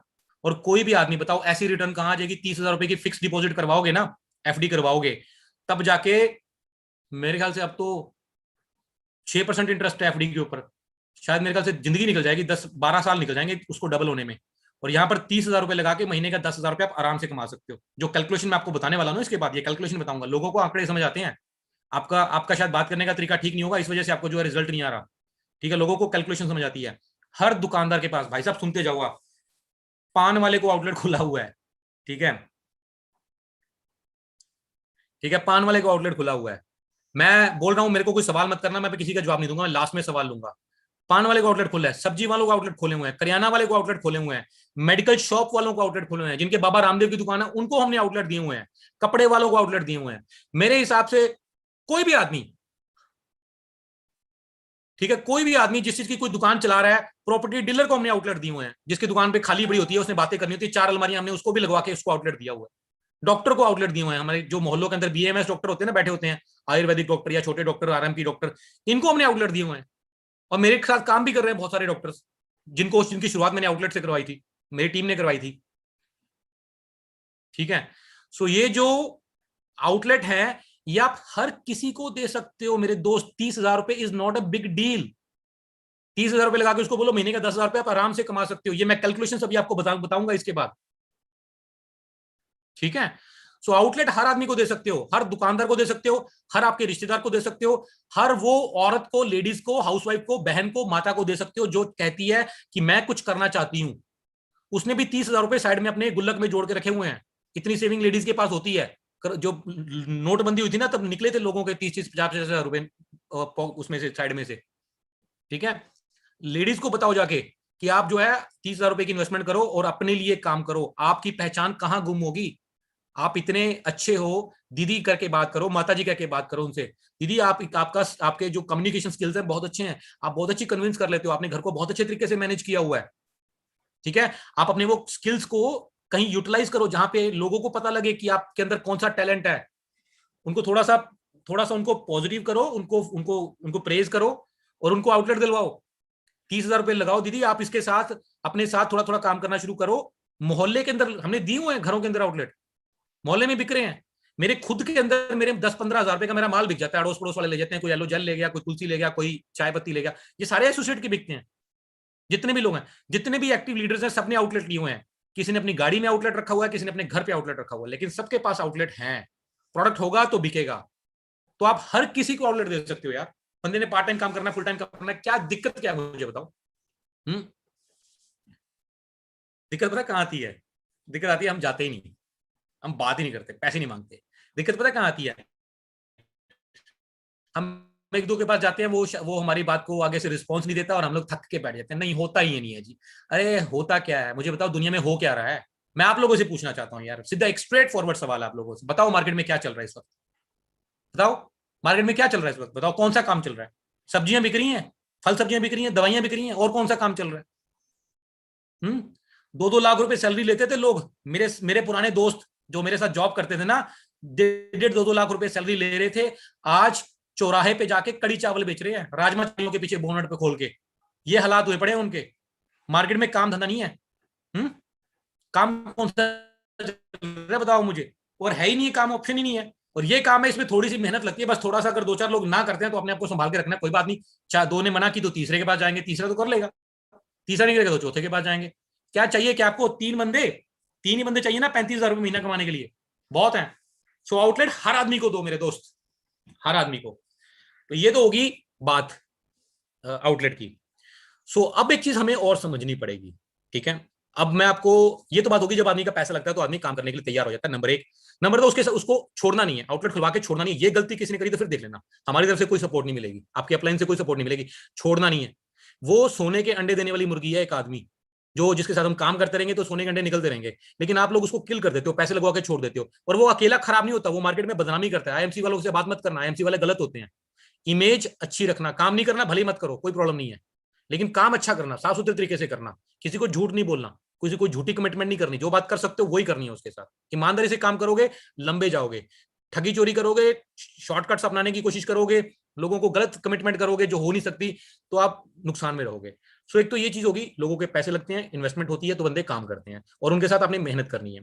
एक पॉइंट, इस वजह से मेरे साथ मुझे लोग मिले, एक्टिव लोग मिले जो मेरे साथ काम करने वाले, और उनके साथ मैंने मेहनत करी और मैं पैसे कमाने लग गया। ये तो होगा पहला पॉइंट। अब दूसरा पॉइंट, जब तक पैसा नहीं आया तब तक मैंने सर्वाइव कहां से किया, ये वाला आज का मेरा दूसरा पॉइंट है, ठीक है। तो अब मैंने क्या किया, मैं गया हमारे हमारे कंपनी के फाउंडर श्री अशोक भाटिया जी के पास, जिन्होंने मुझे ज्वाइन करवाया था आईएमसी। आईएमसी ज्वाइन करने से पहले मैं उनको जानता था, उनके संपर्क में था मैं 3-4 साल पहले से। इनफैक्ट जब से आईएमसी शुरू हुई मैं तब से उनके संपर्क में था। मैं एक्चुअली बजाज एलायंस में मैं जॉब करता था, उसमें मैं मैनेजर था और मेरा टाइप था आईएमसी के साथ, तो मुझे मिलते रहते थे शुरू से, मैं आता रहता था कंपनी में। मुझे कहते रहते थे कि आप आईएमसी ज्वाइन करो, लेकिन मुझे समझ नहीं आती थी उस टाइम पे। मुझे लगता था कि यार ये चीटिंग वाले काम होते हैं। मुझे नहीं पता था कि इसमें जेन्युइन कंसेप्ट भी होते हैं, गवर्नमेंट की गाइडलाइंस वाले भी स्नैप कंसेप्ट होते हैं, अच्छा सिस्टम भी होता है। ये धीरे धीरे मुझे पता लगना शुरू हुआ, फिर जब मुझे समझ आया तो मैंने आईएमसी को ज्वाइन करके और काम करना शुरू कर दिया। सो मुझे कोई भी प्रॉब्लम आती, मुझे कोई जब समझ ना आती, तो मैं उस आदमी के पास जाता हूँ जो इस परिस्थितियों में से गुजर चुका है, ठीक है। मैं सर के पास गया, मैं कहा सर ऐसा है कि भैया मेरी जेब तो खाली है, ठीक है, और पैसे नहीं है, तो बताओ सर मैं कैसे करूं, क्योंकि मुझे पता है नेटवर्क बनने में टाइम लगेगा, नेटवर्क बनेगा, टर्नओवर आएगी, पैसा लगेगा, ठीक है, पैसा तब आएगा। सो उन्होंने मुझे बताया कि कुणाल जी देखो, आपको पता है कि हमारी कंपनी के दो रेट है। मैंने कहा जी जी कैसे कैसे, कहते एक एमआरपी रेट है और एक है हमारा डिस्ट्रीब्यूटर प्राइस या एसोसिएट प्राइस बोल देते हैं हम लोग। मैंने कहा हाँ जी ठीक है। कहते ये हमने क्यों रखे हुए हैं, इसीलिए रखे हुए हैं, इसीलिए रखे हुए हैं ताकि आप प्रोडक्ट को बेच के अपना गुजर बसर कर सको जब तक आपके पास पैसे नहीं आते। मैंने कहा सर ठीक है, ये बात मुझे बहुत अच्छी तरह से समझ आ गई। मैंने कहा सर बिल्कुल ठीक है। मैंने कहा सर आप मेरी एक मदद कर दो, मुझे कुछ समय के लिए उधार दे दो, मुझे कुछ प्रोडक्ट दे दो और एक कैनोपी दे दो, मैं इसके पैसे आपको दे दूंगा। कहते नहीं आप ले जाओ। मैंने कहा नहीं सर मैं दूंगा। दोस्त एक बात याद रखना, बहुत सारे लोग ऐसे हैं जो हमेशा ना कुछ मारने की कोशिश करते हैं, खासतौर पे अपनी अपलाइन से या कहीं से कुछ आते हैं, नहीं गुजारा होगा, आप आगे नहीं बढ़ पाओगे, बरकत ही नहीं पड़ेगी। मैंने बहुत लोगों को देखा, मेरे मेरे खुद के मेरे कई एसोसिएट्स हैं जिन्होंने मेरे पैसे देने हैं, या दिमाग में ये सोच के बैठे कि हमने नहीं देने, और जिसके दिमाग में ये चीज आ गई ना कि मैंने नहीं देने, उसका टर्नओवर बढ़ा ही नहीं, वो वहीं पे अटका हुआ है, ठीक है। अब मुझे तो दोनों तरफ से नुकसान होता है, क्योंकि पैसे भी गए और बंदे का काम भी नहीं बढ़ पा रहा। पता नहीं ये चीज क्या है। मैं अपनी छोड़ो, मैंने बहुत लोगों को देखा, जिस जिस बंदे के अंदर मन में ये पाप आ गया ना कि यार इसको क्या है, इसको पैसे ले लो, क्या फर्क पड़ता है। फर्क तो हर किसी को पड़ता है, लेकिन फर्क सबसे ज्यादा पड़ रहा है आपको, फर्क पड़ रहा है क्योंकि आपकी बरकत नहीं बढ़ने वाली। सो किसी के दिमाग में ये नियत मत रख के चलना कि मुझे इसके पैसे मारने हैं, नहीं है, कोई प्रॉब्लम नहीं है। फेस करो बंदे को कि सर मैं पैसे आपके देने हैं और मैं दूंगा सर, मैं पीछे नहीं हट रहा हूँ, मैं आपके रुक के दे दूंगा। लेकिन जहां पे आपकी नियत आ गई कि मुझे मारने हैं, वहां पे आप गड़बड़ होगी। सो मैंने सर से जो था ये वाला, सर से प्रोडक्ट लिए और मैंने कैनोपी लगानी शुरू करी। कई बार मैंने बताया भी है, मैं क्या करता था, मंगलवार को मंदिर, वीरवार को दरगाह में, संडे को गुरुद्वारे, यहाँ पे गुरुद्वारे हमारे यहाँ बहुत है, तो मैं संडे को वहां पहुंच जाता था। सो वहां पे आके कैनोपी लगाता था। अब अब कैनोपी लगाने का तरीका भी मैं आपको बताता हूँ, ठीक है।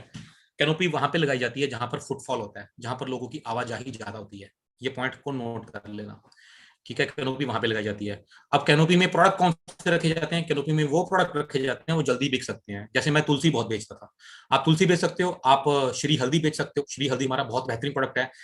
उस प्रोडक्ट को ज्यादा बेच सकते हो जिसकी आपको नॉलेज है, लेकिन जो भी प्रोडक्ट रखना उसको उसको उसके बारे में ना नॉलेज ले लेना, कैटलॉग पढ़ना, करकुमिन के बारे में फायदे जो है जानो।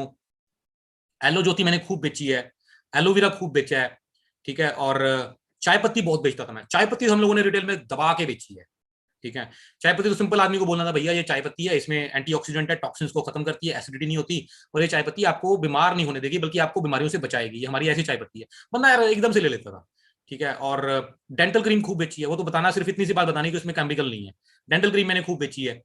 ठीक है, ऐसे 5 7 10 प्रोडक्ट जो है आप कैनोपी पे रख सकते हो। आप फेस वॉश रख सकते हो, आप एलो जेल रख सकते हो, उसके फायदे बहुत हैं एलो जेल के। ठीक है, ऐसे ये आपको चूज करना है कि कौन से प्रोडक्ट रखने हैं, मैंने थोड़ा सा आपको सुजेस्ट किया है। दूसरा ये होता है, और तीसरा सबसे जो जरूरी चीज है ना, कैनोपी पे कभी भी अंदर खड़े होके नहीं काम करना, हमेशा कैनोपी पे बाहर खड़े होना है। लोग जब आप खाली बैठे होगे ना, आपके पास कोई नहीं आएगा। ये सारी जो गेम है ना साइकोलॉजिकली समझने वाली है, मानसिकता को समझनी है आदमी की। आप अपने ऊपर लो, आप जा रहे हो मार्केट में गोलगप्पे खाने, आपके सामने दो दुकानें हैं, एक ऐसी दुकान है जिसके पास 4 ग्राहक पहले से खड़े हैं गोलगप्पे खा रहे हैं, और एक ऐसी दुकान है जिसके पास कोई भी ग्राहक नहीं खड़ा। आप किसके पास जाओगे? आप उसके पास जाओगे जिसके पास 4 ग्राहक खड़े हैं। ठीक है, आप हमेशा उसके पास जाओगे, खाली वाले के पास नहीं जाओगे, चाहे उसकी क्वालिटी अच्छी हो। हाँ, जब आप अगर आप उसके पास चले गए तो 2 लोग और चले गए तो उसके पास भी भीड़ लगनी शुरू हो जाएगी। लोग वहां जाते हैं जहां पे ऑलरेडी लोग खड़े हों, कुछ ले रहे हो, लोग जाते हैं। मैंने अभी थोड़ी देर पहले बोला ना, आप आउटलेट लोगे तो आपको देख के बंदे ज्यादा सवाल नहीं करेंगे। तो यही है, लोग ना अपना दिमाग चाहते हैं कि कम लगाएं, लोग अपना दिमाग कम लगाना चाहते हैं, इतना सोचते हैं अच्छा यार 4 ग्राहक इसके पास खड़े हैं, इसका मतलब इसका माल अच्छा होगा, इसकी क्वालिटी अच्छी होगी, इसके पास चलते हैं, इतना सा दिमाग लगाएंगे, इसके पास कुछ ना कुछ अच्छा होगा। अब आपने, मैं क्या करता था, अब कैनोपी के बाहर खड़ा होना, लोग जा रहे हैं उनको आवाज लगा लगा के बुलाना, सर आइए, सर ये देखिए, सर तुलसियां 60 से 70 तरह की होती हैं, मुख्य तुलसियां 5 होती हैं, राम शाम नींबू सुरसा वन तुलसी, 5 तरह की तुलसियों को एक्सट्रैक्ट इसके अंदर डाला हुआ है, आपने चाय या पानी में मिला के पीना है। आपको flu, swine flu, dengue, malaria, खांसी, नजला, जुकाम, गठिया, मरोड़, बवासीर, नक्सीर, चिकनगुनिया जैसी 220 बीमारियों से आप दूर रहोगे। मैं ये पहाड़ा जो है अच्छी तरह से याद करता था, बोलता रहता था। ठीक है, और साथ में मैं एक सबसे बढ़िया काम क्या करता था, ये आप लोगों ने करना है, मैं एक एलो ज्योति को खोल के रख लेता था। ठीक है, सर आंखों में फ्री दवाई डालनी है, भले आप उस पर पंपलेट भी डाल रख सकते हो, सर हम लोग यहाँ पे आंखों में फ्री दवाई डालते हैं, ये दवाई ऐसी है सर कि ये आपके चश्मे का नंबर भी कम करती है, चश्मा लगने नहीं देगी अगर नहीं लगा हुआ तो, और मोतिया तक को भी ठीक करती है, आंखों की सारी बीमारियों के लिए जो है ये रामबाण है। और ये आप जो है, आप लोगों ने सबने रिजल्ट लिया भी हुआ है एलो ज्योति का।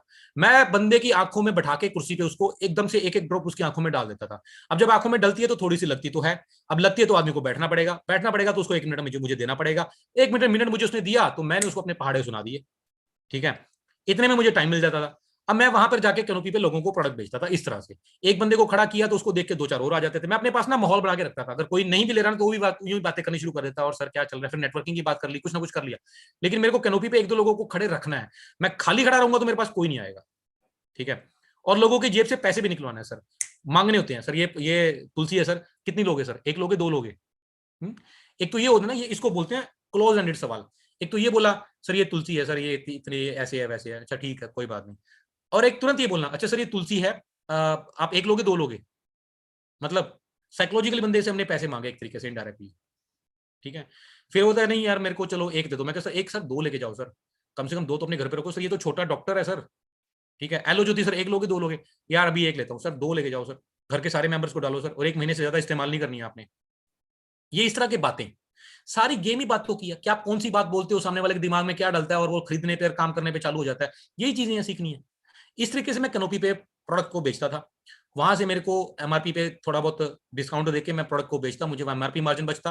मैंने एक आउटलेट भी इश्यू करवाया हुआ था, आउटलेट का मार्जिन बचता, और मुझे साथ में बचता मेरा नेटवर्क का मार्जिन। 3 तरह के मार्जिन मुझे बचते थे। मैं मोटा मोटा लगाऊं तो एमआरपी में मुझे 40% का पैसा मिल जाता था। मैंने एक दिन में 20 हजार रुपए कमाए आउटलेट पे। तो ये एक तरीका था आउटलेट लगाने का, जिससे मैंने शुरुआती दौर के अंदर मैंने लोगों को प्रोडक्ट बेचा। फिर मैं एक अच्छी चीज एक और करता था जो आपने भी करनी है, जिसको भी प्रोडक्ट दो उसको फोन नंबर नोट करो और उसको अपना नंबर दो, अपना एक कार्ड छपवा के रखो, आजकल 250-300 रुपए में कार्ड छप जाते हैं 1000, उसको अपना विजिटिंग कार्ड जरूर दो। ठीक है, और उसको मैं 4 दिन बाद फीडबैक कॉल करता था, सर आपने तुलसी लेके गए थे कैसी लगी? अरे यार मैं तुम्हारा कार्ड ही ढूंढ रहा था। उसका आगे से जवाब दो, मैं तुम्हारा कार्ड ही ढूंढ रहा था यार, बहुत अच्छी चीज है, मुझे 2 पीस और चाहिए। सर इस बार मैं आपको तुलसी होलसेल रेट में दिलवाऊंगा, आपका मैं डिस्काउंट कार्ड बनाऊंगा। यहां पर आपने गलती नहीं करनी, बंदे को रिजल्ट आ गया उसको धीरे धीरे फिर नेटवर्किंग में डाल दो, सर आप भी आउटलेट ले लो सर, पार्ट टाइम काम करो। ठीक है, यहां पर कई लोग गलती कर बैठते हैं, वो एमआरपी के मार्जिन में फंसे रहेंगे, वहां पे फंस जाते हैं और उसके बाद वो आगे ग्रो नहीं कर पाते। तो यहां पर आपने ये खासतौर पर ख्याल रखना है, उसको फीडबैक कॉल करनी है अगर उसका फोन नहीं आया, और उससे बात करनी है, सर हमारे पास ऐसे 300 प्रोडक्ट और भी हैं, ये बात करनी है वहां, क्योंकि मुझे नेटवर्क भी वहां से मिला था। मैं लुधियाना में रहता था, मुझे लुधियाना पंजाब में कोई बंदा ही नहीं जानता था, मैं पहली बार तो यहाँ पे आया था। रहने वाला तो मैं हरियाणा का हूँ, नब्बाली का, हरियाणा और पंजाब के बॉर्डर पे है। लुधियाना में मेरी ट्रांसफर हुई थी, मुझे कौन जानता था, कोई नहीं जानता था। मैंने ऐसे ही करके लोगों को प्रोडक्ट बेचा, और ऐसे ही करके मैंने अपना नेटवर्क भी क्रिएट किया। एलो डाइजेस्ट रख सकते हैं। जी हाँ बिल्कुल, आप एलो डाइजेस्ट रख सकते हैं। एलो डाइजेस्ट तो बहुत ही शानदार प्रोडक्ट है। 30,000 लगा के 10,000 कैसे कमाए बताता हूँ मेरे भाई, शांति रखो प्रदीप कुमार, शांति रखो, बताता जा रहा हूँ, सारे सवालों के जवाब मिल जाएंगे। ठीक है। सो एलो डाइजेस्ट, हाँ एक एलो डाइजेस्ट अभी लिखा है, बहुत ही बढ़िया प्रोडक्ट है।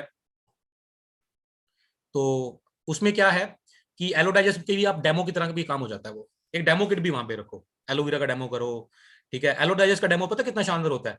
हर बंदे को पेट की समस्या रहती है, पेट में अफारा, गैस, भारीपन, और एलो डाइजेस्ट के पानी रखो वहां पे, पानी की 4 बूंदे पानी के अंदर डाल के उसको एलो डाइजेस्ट लाओ सर, 15 मिनट यहाँ बैठो सर, 10 मिनट यहाँ बैठो सर, 10 मिनट में आपका पेट शांत ना हो जाए ना तो मुझे बोलना सर। एलो डाइजेस्ट वास्तव में ऐसा रिजल्ट देता है, 10 से 15 मिनट के अंदर आपका पेट शांत हो जाता है, पेट रिलैक्स हो जाता है। पेट में अगर इनडाइजेशन की प्रॉब्लम है, एसिडिटी है, या पेट में भारीपन है, पेट फूला हुआ है, सारी समस्या वो 10 से 15 मिनट के अंदर दे देता है रिजल्ट एलो डाइजेस्ट। तो वो भी आप पिला सकते हो लोगों को। ऐसे रिजल्ट आते हैं ना, वो बंदा जिसको प्रोडक्ट का रिजल्ट आ गया ना, वो बंदा आपका परमानेंट आपके साथ जुड़ गया। वो तो फिर आपको ये समझ लो कि एक स्पिरिचुअलिटी आपके साथ जुड़ जाता है, वो तो पूजा करने लग जाता है वो प्रोडक्ट की, नहीं यार ये बहुत अच्छी चीजें हैं, फिर वो लोगों को कॉन्फिडेंस के साथ बताता भी है, उसको आउटलेट बेचना बहुत आसान हो जाता है। तो ये हो गया एक तरीका कैनोपी लगाने का। दूसरा तरीका कैंप लगाने का। हम लोग क्या करते थे, हम लोग किसी गांव में जाते या किसी एरिया में जाते, किसी धार्मिक संस्था के किसी प्रधान से मिल लिए, गांव के सरपंच से मिल लिए, उससे पूछा कि हम एक कैंप लगाना चाहते हैं आपके एरिया में, जिसमें हम लोग डॉक्टर आएंगे और फ्री आपका चेकअप करेंगे। फ्री चेकअप, फ्री के नाम पे ना सब लोग हाँ बोल देते हैं, तो वो हमें रिस्पॉन्स देते आगे से, वो बोलते कि ठीक है जी। वो अपना एक गांव में क्या होता है कि वो गुरुद्वारे के अंदर अनाउंसमेंट करवा देते कि जी संडे के दिन इतवार को डॉक्टर आ रहे हैं जो कि फ्री चेकअप करेंगे। तो मेरी माता जी की, हमारे जो सरपंच साहब हैं उनकी माता जी की याद में ये एक फ्री डॉक्टर का चेकअप कैंप रखा जा रहा है। वो अपनी मतलब अपनी वो कर लेते थे कि उनकी माता जी की याद में रख लिया जी। तो ये चीजें देखो, ये छोटी छोटी चीजें काम निकलवाती हैं, ऐसे नहीं होता। सो हम लोग एक डॉक्टर को लेके जाते हैं, डॉक्टर बीएमएस डॉक्टर 500,000 रुपए दिहाड़ी में मिल जाता है, मुश्किल 1,000 रुपए से ज्यादा नहीं मिलता। ठीक है। तो आप डॉक्टर को साथ में रखो, ये आपने कैसे उसके साथ सेटिंग करनी है ये आपके ऊपर है। आप 500 रुपए उसको फिक्स दे दो, प्लस उसको कमीशन दे दो, ऐसे भी कर सकते हो, या सारा भी कमीशन भी सेटिंग कर सकते हो कि इतनी सेल हुई तो इतना तेरे को परसेंट मैं इतना दे दूंगा, इस तरह से भी आप कर सकते हो। तो उसका इंटरेस्ट बढ़ जाता है प्रोडक्ट को सेल करवाने में भी। ये आपने आपने डील करना है। ठीक है। हम एक डॉक्टर ले जाते, एक बॉडी एनालाइजर मशीन आती है, 2-3 तरह की मशीनें आती हैं, आपके जो अपलाइन एम्बेसडर्स हैं उनसे आप पूछ लेना, 2-3 तरह की मशीनें आती हैं, 2,500-3,000 रुपए में मशीन मिल जाती है। वो मशीन ले जाते। मशीन के टेस्ट के पैसे नहीं लेने, दो बातों का ध्यान रखना है, टेस्ट के पैसे नहीं लेने, आप लोगे तो फंसोगे, तो हम लोग जिम्मेवार नहीं है। टेस्ट फ्री करना है, और फ्री के नाम पे ही आपके कैंप में रिस्पॉन्स आएगा। वो बंदा जो लगवा रहा है वो फ्री के नाम पे ही लगवा रहा है। ठीक है। सो दूसरा, डॉक्टर साथ में जरूर लेके जाना, खुद डॉक्टर बनने की कोशिश मत करना। ठीक है। इन्वेस्टमेंट करो, बिजनेस कर रहे हो आप लोग यार।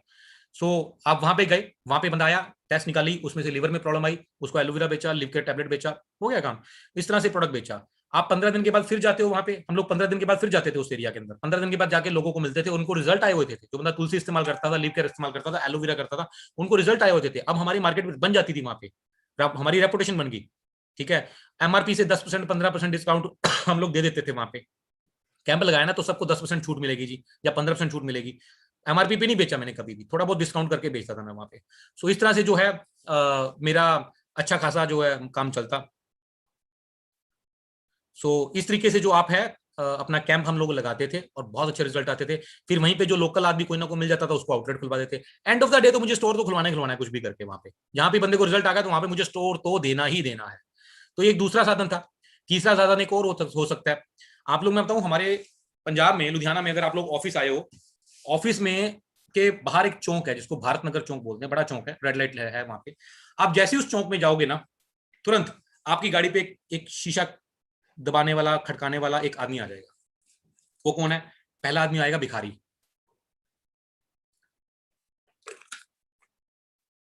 ठीक है। पहला आदमी आएगा भिखारी, आप उसको बोलोगे चलो चलो आगे चलो, वो चला जाएगा, वो दूसरी गाड़ी पे जाएगा। ठीक है। फिर थोड़ी देर बाद दूसरा एक आदमी आएगा, एक लड़का या लड़की, छोटा बच्चा आएगा। वो क्या करेगा, आके आपके शीशा साफ करने लग जाएगा, आपको बोलेगा कुछ दे दो दे दो दे दो, वो भी एक भिखारी की कैटेगरी में ही आ गया। ठीक है। आप उसको भी नहीं दोगे, वो भी आगे चला जाएगा, वो दूसरी गाड़ी पे चला जाएगा। तीसरा आदमी आएगा कुछ ना कुछ बेचने वाला, कभी कोई मतलब कंघी बेचने वाला, वो एक वो गर्दन हिलाने वाले कुत्ते होते हैं ना, यूं यूं करके हिलाते हैं, गाड़ी में रखते हैं, वो बेचने वाला आ जाएगा। ठीक है। और कोई छोटे छोटे मसाज करने वाला, 100-50 रुपए का तो सैलरी डलते हैं, वो मसाज यूं यूं करके दिखाएगा, ये ले लो जी, वो ले लो, ऐसी छोटी छोटी चीजें बेच रहे होंगे। आप भी बोलते हो जाओ चलो निकलो यार, मेरे को नहीं चाहिए। ठीक है। आप कई बार ऐसे बंदों से झूठ गुस्से में भी बात करते हो। देखो, मतलब माफ करना, लेकिन वो जो भिखारी है वो भी एक तरीके की जॉब ही कर रहा है, वो उसकी जॉब है, उसको उसमें सेटिस्फेक्शन मिल रही है, वो भी शाम को बढ़िया 400-500 रुपए दिहाड़ी डाल के जा रहा है वो। मैंने मिलता हूँ, मैं भिखारियों को मैंने आईएमसी ज्वाइन कराई हुई है। मैंने पूछा साइड में बिठा के, तेरा बेटा बात सुन, कितने पैसे कमा लेता है दिन के? ठीक है, उनकी कमाई है ना वो, बेसिकली उनके तो मतलब आप जो मर्जी समझो, उनका वो प्रोफेशन है। सर 300-400 रुपये कमा लेता हूँ, चलते मैं तेरे को अच्छा काम दूं। ठीक है, बताओ सर क्या करना होगा? मैं ये करना होगा। नहीं सर, ये तो इससे अच्छा तो भीख मांगना है। मतलब ऐसे भी लोग बैठे हैं, उनको उसमें मजा आ रहा है, कुछ इन्वेस्टमेंट नहीं है, कुछ नहीं है। मैं चलो ठीक है, कुछ लोग कर लेते हैं क्योंकि ये टैलेंट है ना यार, ये टैलेंट है। मैं वो मेरे उसने गाड़ी में फोन पे बात कर रहा हूँ, उसने मेरे शीशे को नॉक किया। मैंने कहा जाओ यार, मैं बात कर रहा हूँ फोन पे। उसने फिर किया, फिर तीसरी बार किया, चौथी बार, मैं चौथी बार शीशा नीचे किया। मैंने उसको गुस्से से बोला कि तुम्हें समझ नहीं आ रही कि मैं बोल रहा, जाओ। कहता ठीक है सर, चला जाता हूँ। मैं कहा यार, ये टैलेंट तो सबके अंदर चाहिए। मार्केटिंग के अंदर ये वाला टैलेंट जिसके अंदर आ गया ना भाई साहब, वो कभी मतलब फेल ही नहीं हो सकता।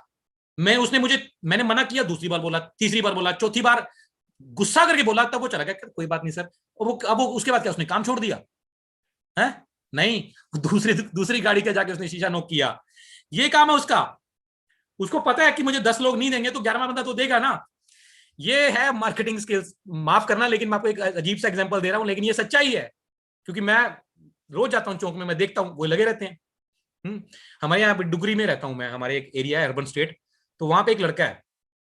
तो वो लड़का जो है, वो ना वो बेचता है, क्या नाम उसका, ड्राइंग टाइप की बुक्स होती है कटिंग वाली, वो बेचता है। वो हर बार मैं जब भी जाता हूँ ना, वो भूल जाता है कि मैं सेम आदमी हूँ। पहली बार जब मुझे मिला तो उसने बोला मेरा भाई बीमार है, हॉस्पिटल में है, मुझे पैसे चाहिए। मैंने उसको 1000 रुपए दे दिए। कहता नहीं सर, मैं एक सेल्फ रिस्पेक्ट वाला हूँ, मैं आपको सामान दूंगा बदले में। मैं कहा नहीं नहीं, तू रख उसको। मैं कहा तू नहीं रोक रखा उसको। ठीक है। अब मुझे लगा कि वास्तव में प्रॉब्लम, मैंने उसको 1000 रुपए दे दिए। तो अब मैं देख रहा हूँ, तीसरे दिन आके मुझे फिर वो स्टोरी सुना रहा है, वही वाली, मेरा भाई बीमार है, ये वो है। मैंने कहा कहा है तेरा भाई, मेरे साथ चल। तो वो भाग गया वहां से। ठीक है। लेकिन वो इस तरीके से करके, वो कह रहा मैं पैसे नहीं लेता फ्री में। मैंने उससे बात भी करी, कहता मैं पैसे नहीं लेता, मैं प्रोडक्ट जरूर बेचता हूँ। हाँ ठीक है, इमोशनल करता हूँ मैं लोगों को, लेकिन मैं अपना कुछ ना कुछ सामान बेच रहा हूँ। तो मैंने कहा यार, ये स्किल्स तो बहुत अच्छे हैं। हालांकि तो वो झूठ बोल रहा था, मुझे उसकी बात अच्छी नहीं लगी, लेकिन कहीं ना कहीं ये स्किल्स हैं। ये स्किल्स हैं कि सेल्स के अंदर आपको ये नहीं होना कि एक ने दो ने मना कर दिया तो क्या हो गया, नहीं, ये तो पार्ट ऑफ द बिजनेस है। ठीक है। सो तीसरा जो ऑप्शन है, पहला कैनोपी, दूसरा आपका कैंपिंग, और तीसरा है आप डोर टू डोर मार्केटिंग कर सकते हो। आप अगर अच्छे शहर में हो तो वहां पे सोसाइटीज होती हैं, वहां पर फ्लैट्स होते हैं, आप डोर टू डोर जाके कर सकते हो। मैं इंश्योरेंस बेचता था, मैं ऑफिस में चला जाता था, जैसे बीएसएनएल का ऑफिस है, या कोई बैंक है, या फिर कोई मतलब स्कूल है, सरकारी स्कूल है, गांव के अंदर होते हैं। इन लोगों के पास जाओ ना, कोई भी ऑफिस है, जाके बेचो, प्रोडक्ट बताओ। सारी दुनिया तो बीमार पड़ी हुई है, घर से निकलोगे तभी कुछ ना कुछ बिकेगा ना। ठीक है, घर से निकलोगे तभी तो बिकेगा ना। जहां पे आपको लोग मिलते हैं, जाके बेचो। आपके गांव में स्कूल खुला होगा, आपके गांव में बैंक होगा छोटा, वहां पे बाहर सिक्योरिटी गार्ड बैठा होगा, उसके पास जाके बैठो, वो वेला ही होता है। जाके बैठो, उसको एक दो प्रोडक्ट बेच दो। अब वो एलो ज्योति आंखों में डाली, रिजल्ट आया, अब वो आपको बाद में अंदर भी ले जाएगा। साहब साहब ये देखो, मैनेजर के पास लेकर, साहब देखो ये बहुत अच्छी चीज आई है जी बेचने के लिए, बहुत अच्छी कंपनी लग रही है, WHO सर्टिफाइड है, आप डलवा के देखो आंख में। उसको बोल दो 5 रुपए तेरे को कमीशन दूंगा, साथ में मैं जितने बिकेंगे तेरे को 10% तेरे को दे दूंगा। जाओ। These are all selling skills ना, ऐसी निकलेगी सेल। और आप लोग क्या चाहते हो? बस मैं जी 2 लोगों के पास जाऊं, 2 ही बंदे मेरे काम करने शुरू कर दें और मैं उसी से करोड़पति बन जाऊं। ऐਵੇਂ थोड़ा ना हो जाएगा यार, ऐਵੇਂ थोड़ा ना हो जाएगा। कहीं ना कहीं आपको निकलना पड़ेगा, जाना पड़ेगा। मार्केटिंग वाले बंदे हैं। आज मुझे एक व्यक्ति मिले, वो लोन का काम करते हैं। मैंने उनको पूछा कि सारे लोग लोन ले लेते हैं? कहते कहा जी, 100 में से 10 लोग लोन लेते हैं।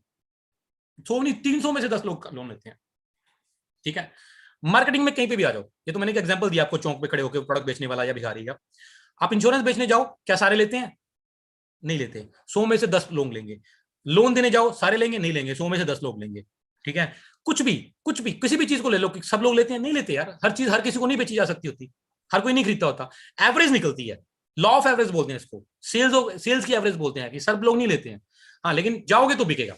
सो ये 3 चीजें जो हैं, आप इस तरीके से प्रोडक्ट को बेच सकते हो, डोर टू डोर मार्केटिंग करके, लोगों के पास जाके, कैनोपी लगा के और कैंप लगा के, ये तरीके कर सकते हो। आपके सब लोगों के जो एम्बेसडर्स हैं, उन सब लोगों ने ये सब चीजें की हुई हैं। आप उनसे पूछ सकते हो कि सर मुझे गाइड करो, किस तरीके से हम लोग ये रिटेल कर सकते हैं। अब सवाल आता है, ये जो आखिरी सवाल मैं आज का आपको जवाब दूंगा, कि 10,000 रुपए कैसे बचेगा, 10,000 रुपए की इनकम कैसे आएगी। ठीक है। मैं आपको एक एग्जाम्पल के तौर पर बताता हूं। एक तुलसी का एग्जाम्पल लेते हैं आप। एक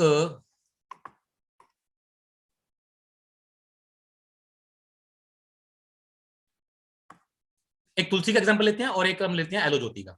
तुलसी का MRP कितना है? 195, एक मिनट,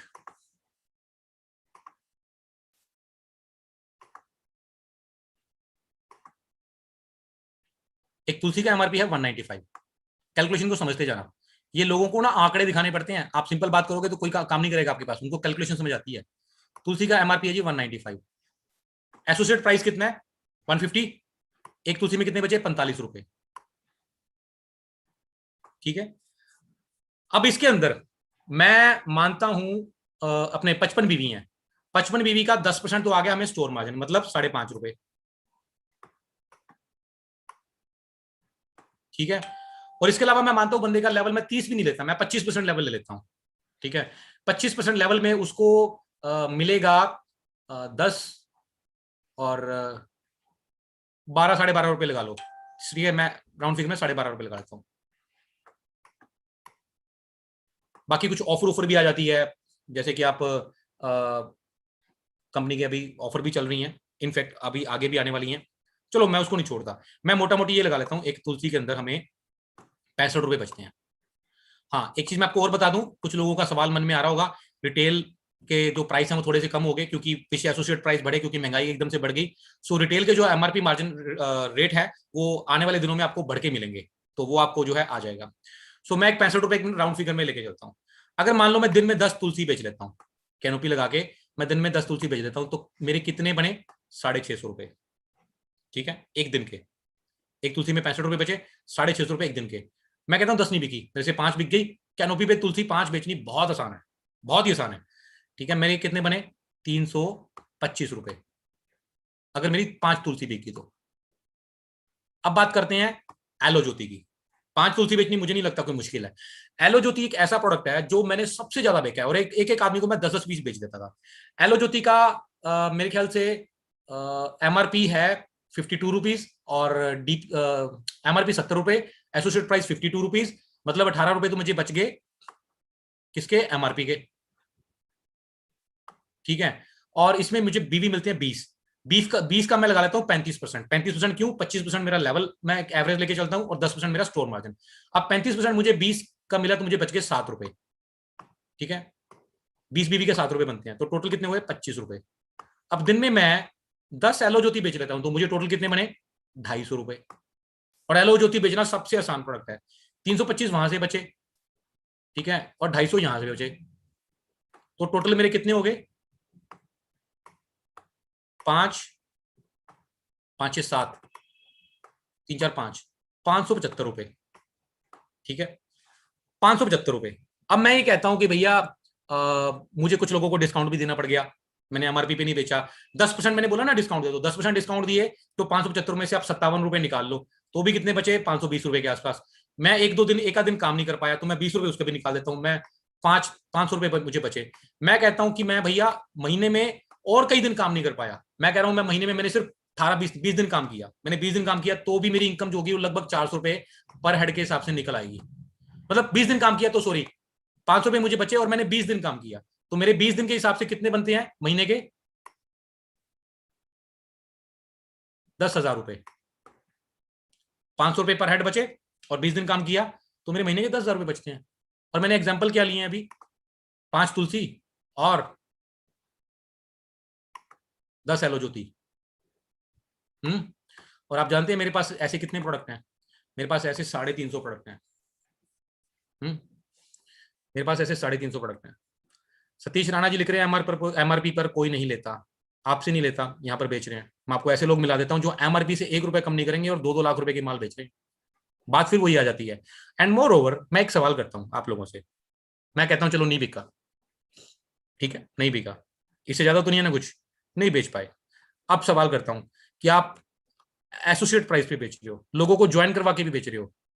ठीक है, ये देखो प्रियंका जी लिख रहे हैं एमआरपी पे बिकता है, ग्रोथ बूस्टर बहुत सेल होता है जी सर। देखो बहुत सारे लोग लिख रहे हैं कि एमआरपी पे बिक रहा है। अमनदीप जी लिख रहे हैं ये बूस्टर 700 का सेल होता है। बेचने वाला आदमी चाहिए भैया, अगर नहीं बिक रहा ना तो फिर बेचना नहीं आ रहा आपको, बेचने वाला मिलते हैं।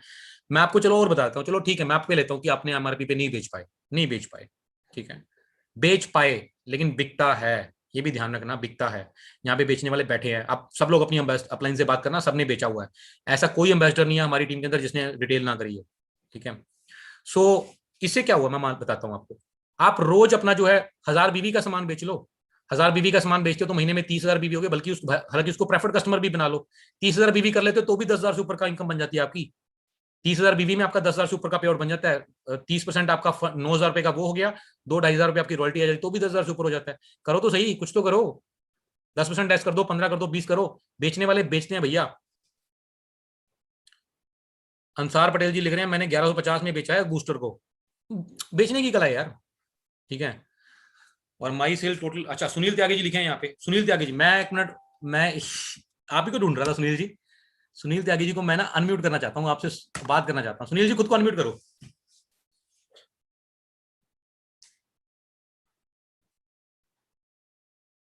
सुनील त्यागी जी खुद को अनम्यूट करो।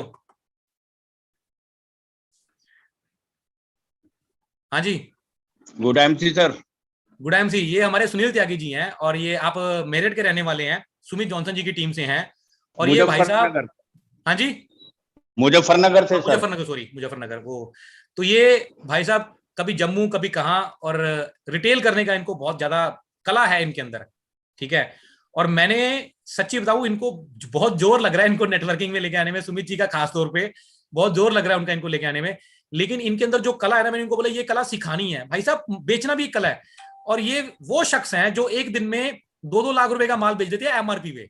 बताओ सर, कहाँ कहाँ कैसे कैसे बेचा हुआ आपने माल? सर हाईएस्ट सेल है 1,07,000 एक दिन की। एक दिन की? जी। आईएमसी के प्रोडक्ट की। और कैसे बेचते हो, कहाँ कहाँ बेचते हो, थोड़ा तरीका बताओ सबको। Sir all over India, highest sale on Mizoram. अच्छा, मिजोरम में, मिजोरम जाके भी आप हाँ, प्रोडक्ट बेचने चले जाते हो? हाँ जी सर। क्या करते क्या हो, कैसे पहुंचते हो वहां पे, क्या तरीका होता है? वही कैंप सर। कैंप लगाते हो आप? कैंप लगाते हैं। नहीं, कुछ तरीका बताओ, थोड़ा सा प्रोसेस बताओ। कुछ लगाते हैं chamber of commerce and industries की तरफ से, कुछ लगाते हैं अपने एसएसआई की तरफ से, स्मॉल स्केल इंडस्ट्रीज की तरफ से। वो तरीका क्या होता है उनसे संपर्क करने का? सर उसमें रजिस्ट्रेशन होते हैं, मतलब जैसे एनएसआईसी का हो गया, नेशनल स्मॉल स्केल इंडस्ट्रीज का हो गया। भूटान जाता हूं तो Bhutan chamber of commerce and industry का हो गया। इस तरह से डिफरेंट डिफरेंट डिपार्टमेंट हैं सर। अब ये समझिए, ये क्या करते हैं कि ऐसे ये अलग अलग डिपार्टमेंट है, इनकी ऑनलाइन रजिस्ट्रेशन करते हैं, वहां पे कैंप वो लगता है, कैंप टाइप कह लो या एक छोटा सा मेला टाइप लगता है, ठीक है। वहां सर पे एक सर स्टॉल ये बुक कर लेते हैं, ऐसे ही एक्सक्यूज होता मी है? Sir, excuse me sir. जी। लुधियाने के अंदर 2.5 घंटे में 44,000 की सेल की हुई है सर। अच्छा, दिए हाँ तले जी। हमारे, आपने चिराग लगा दिया। और ये बताओ, वहां पे रजिस्ट्रेशन करवाते हो कुछ पैसे भी देने पड़ते हैं? पहले तो देने पड़ते थे सर, अब तो वो ढूंढते हैं कि इस तरह के कोई क्लाइंट मिले। हम्म। जी। चलो, thank you so much Tyagi साहब, बहुत ही बढ़िया, शानदार, आपसे बहुत कुछ सीखने को है। सो आपका एक्सपीरियंस हम लोग लेते रहेंगे। Thank you so much. Total भी। त्यागी जी आप म्यूट हो गए, अनम्यूट करो एक बार। हाँ, क्या मैंने करें? कहा टोटल बिकता है सर, एमआरपी पे टोटल बिकता है। प्रोडक्ट की यूटिलिटी को without hesitation with confidence sell out करो। अच्छा ये बताओ, आप लुधियाना में आ रहे हो इस बार 9-10 तारीख सितंबर को?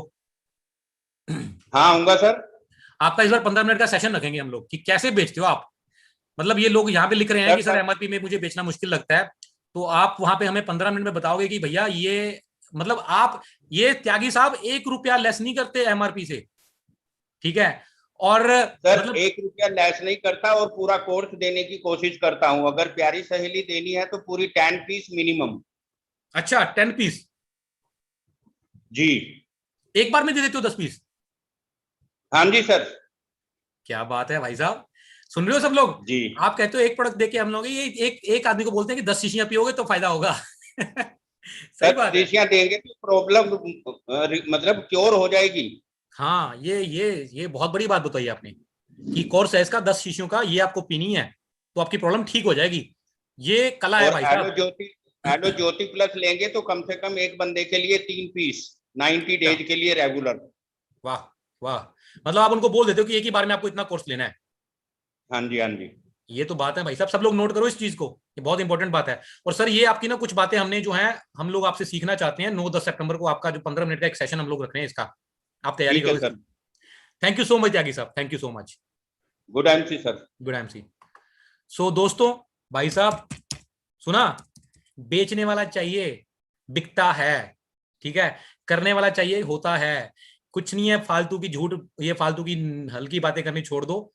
नहीं बिक रहा है तो हमें आगे बोलो कि नहीं सर नहीं बिक रहा, हम लोग बताएंगे, ठीक है।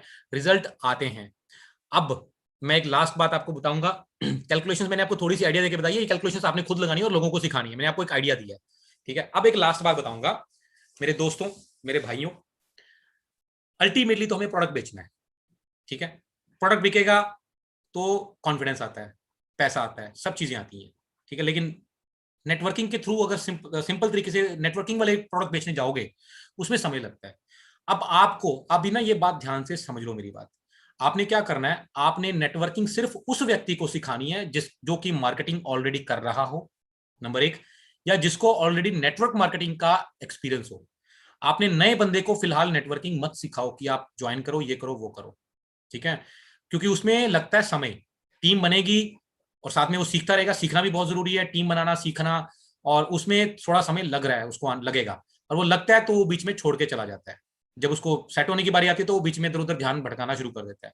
सो आदमी को इनिशियल लेवल के ऊपर उसको रिटेल करवाओ, फिर रिटेल की आगे उसको रिटेल में से उसका नेटवर्क क्रिएट करवाओ। ये अपलाइन का सारा दारोमदार होगा कि अब वो रिटेल कर रहा है, उसको रिजल्ट आ रहे हैं लोगों में से, अब उनको बोलो कि यहाँ पे नेटवर्क बनाना शुरू कर दो, तो धीरे धीरे वो करना शुरू कर देगा।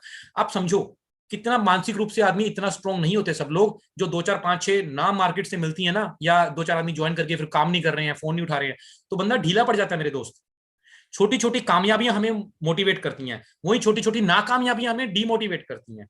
सो ये एक्टिविटीज जिनसे अभी नेटवर्किंग नहीं हो पा रही, फिलहाल उनको रिटेल करवाओ साथ में, ठीक है। और उनको बोलो ये जो गोल्डन रूल का एक टास्क है कि रोज एक आईडी लगाना, ये तो करना ही करना है, ये तो कुछ भी हो जाए करना ही करना है। आप अगर कैनोपी भी पूरे दिन लगा रहे हो, कैंप लगा रहे हो, तो वहां पर भी एक आईडी तो लगा सकते हो, एक आईडी का टास्क नहीं। ये इसके बहुत पीछे बहुत बड़े बड़े रीजंस हैं, अभी आप लोगों को ये मेरे समझ नहीं आएंगे, लेकिन एक आईडी लगानी बहुत जरूरी है। इसके रिजल्ट्स मैं आपको आने वाले समय में दिखाऊंगा कि आप बदल चुके होंगे। मैं अभी आपकी आदतों को बदलना चाहता हूं, ठीक है।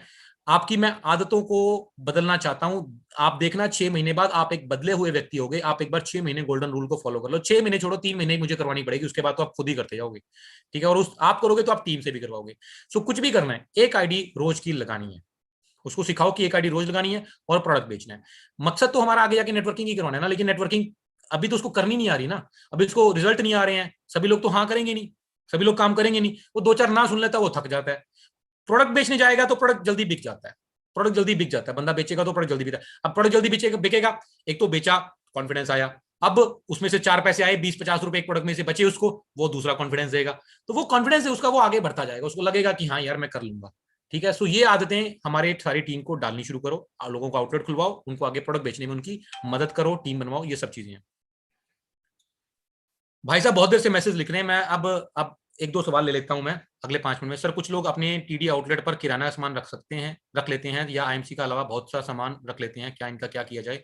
मेरे दोस्तों आउटलेट के ऊपर आप कंडीशन नहीं लगा सकते, आउटलेट तो हम लोग खुद ही जाके, मैं बोल रहा हूँ कि किराने वाले को दो, लेकिन यदि टीडी टीडी ऐसा कोई खुला है जिसपे कि वो उसने किराना का सामान बीच में रखा हुआ है, तो वो इलीगल है। अगर आप उसकी कंपनी में कंप्लेंट करेंगे तो कंपनी उसके ऊपर एक्शन लेगी, ठीक है। टीडी को एक्सक्लूसिव खोलना पड़ता है, उसके लिए एक अलग दुकान रहती है, और वहां पे सिर्फ आईएमसी का ही सामान रखता है। अगर इसके अलावा वो कोई सामान वहां पे रख रहा है तो कंपनी उसके ऊपर एक्शन लेगी। तो आप इसकी जो कंप्लेंट है आप अपने एम्बेसडर से बात करिए और कंपनी में कंप्लेंट करिए, कंपनी उसको सुधारेगी या उसको निकालेगी, दो चीजें होंगी। सो अभी किसी का कोई सवाल है तो आप लोग कर सकते हैं, और मैं उम्मीद करता हूं कि सवालों के जवाब तो सब आपको मिल गए होंगे। आज का सेशन बहुत ही मेरे ख्याल से आप लोगों के लिए फ्रूटफुल रहेगा। अगर आप ये बात मानोगे तो आपको जल्दी रिजल्ट आने वाले हैं। देखो जल्दी प्रोडक्ट बिका, आपकी भी टर्नओवर बढ़ गई, ठीक है। मैं एकदम से 4 महीने में मैं कुछ नहीं कर पा रहा था, 3 महीने में मैं चेयरमैन बन गया, और वो वाला चेयरमैन जो मेंटेन चेयरमैन, मतलब सेल नहीं डालनी पड़ी मुझे, ठीक है। मेरे जो सवाल थे आज की मीटिंग से मिल गए हैं, आपके साथ बात करके मैं फुल चार्ज हो जाता हूँ। थैंक यू जी, thank you so much. Okay sir, I am ready for golden rules. Thank you जी सर जी। आउटलेट में आज का सेशन बहुत अच्छा रहा। ऑनलाइन फ्लिपकार्ट मैनेजर को आईएमजी का कौन सा प्रोडक्ट दिख रहा है? जी मैं ये बात भी बताता हूँ आपको, ये अच्छा सवाल पूछा आपने। हाँ, मार्केट में अभी भी अंडर कटिंग है, ये रहेगी, मैं ना 20 मिनट ना लाइव बंद कर दूं, क्योंकि अब ना पर्सनल सवाल आप लोगों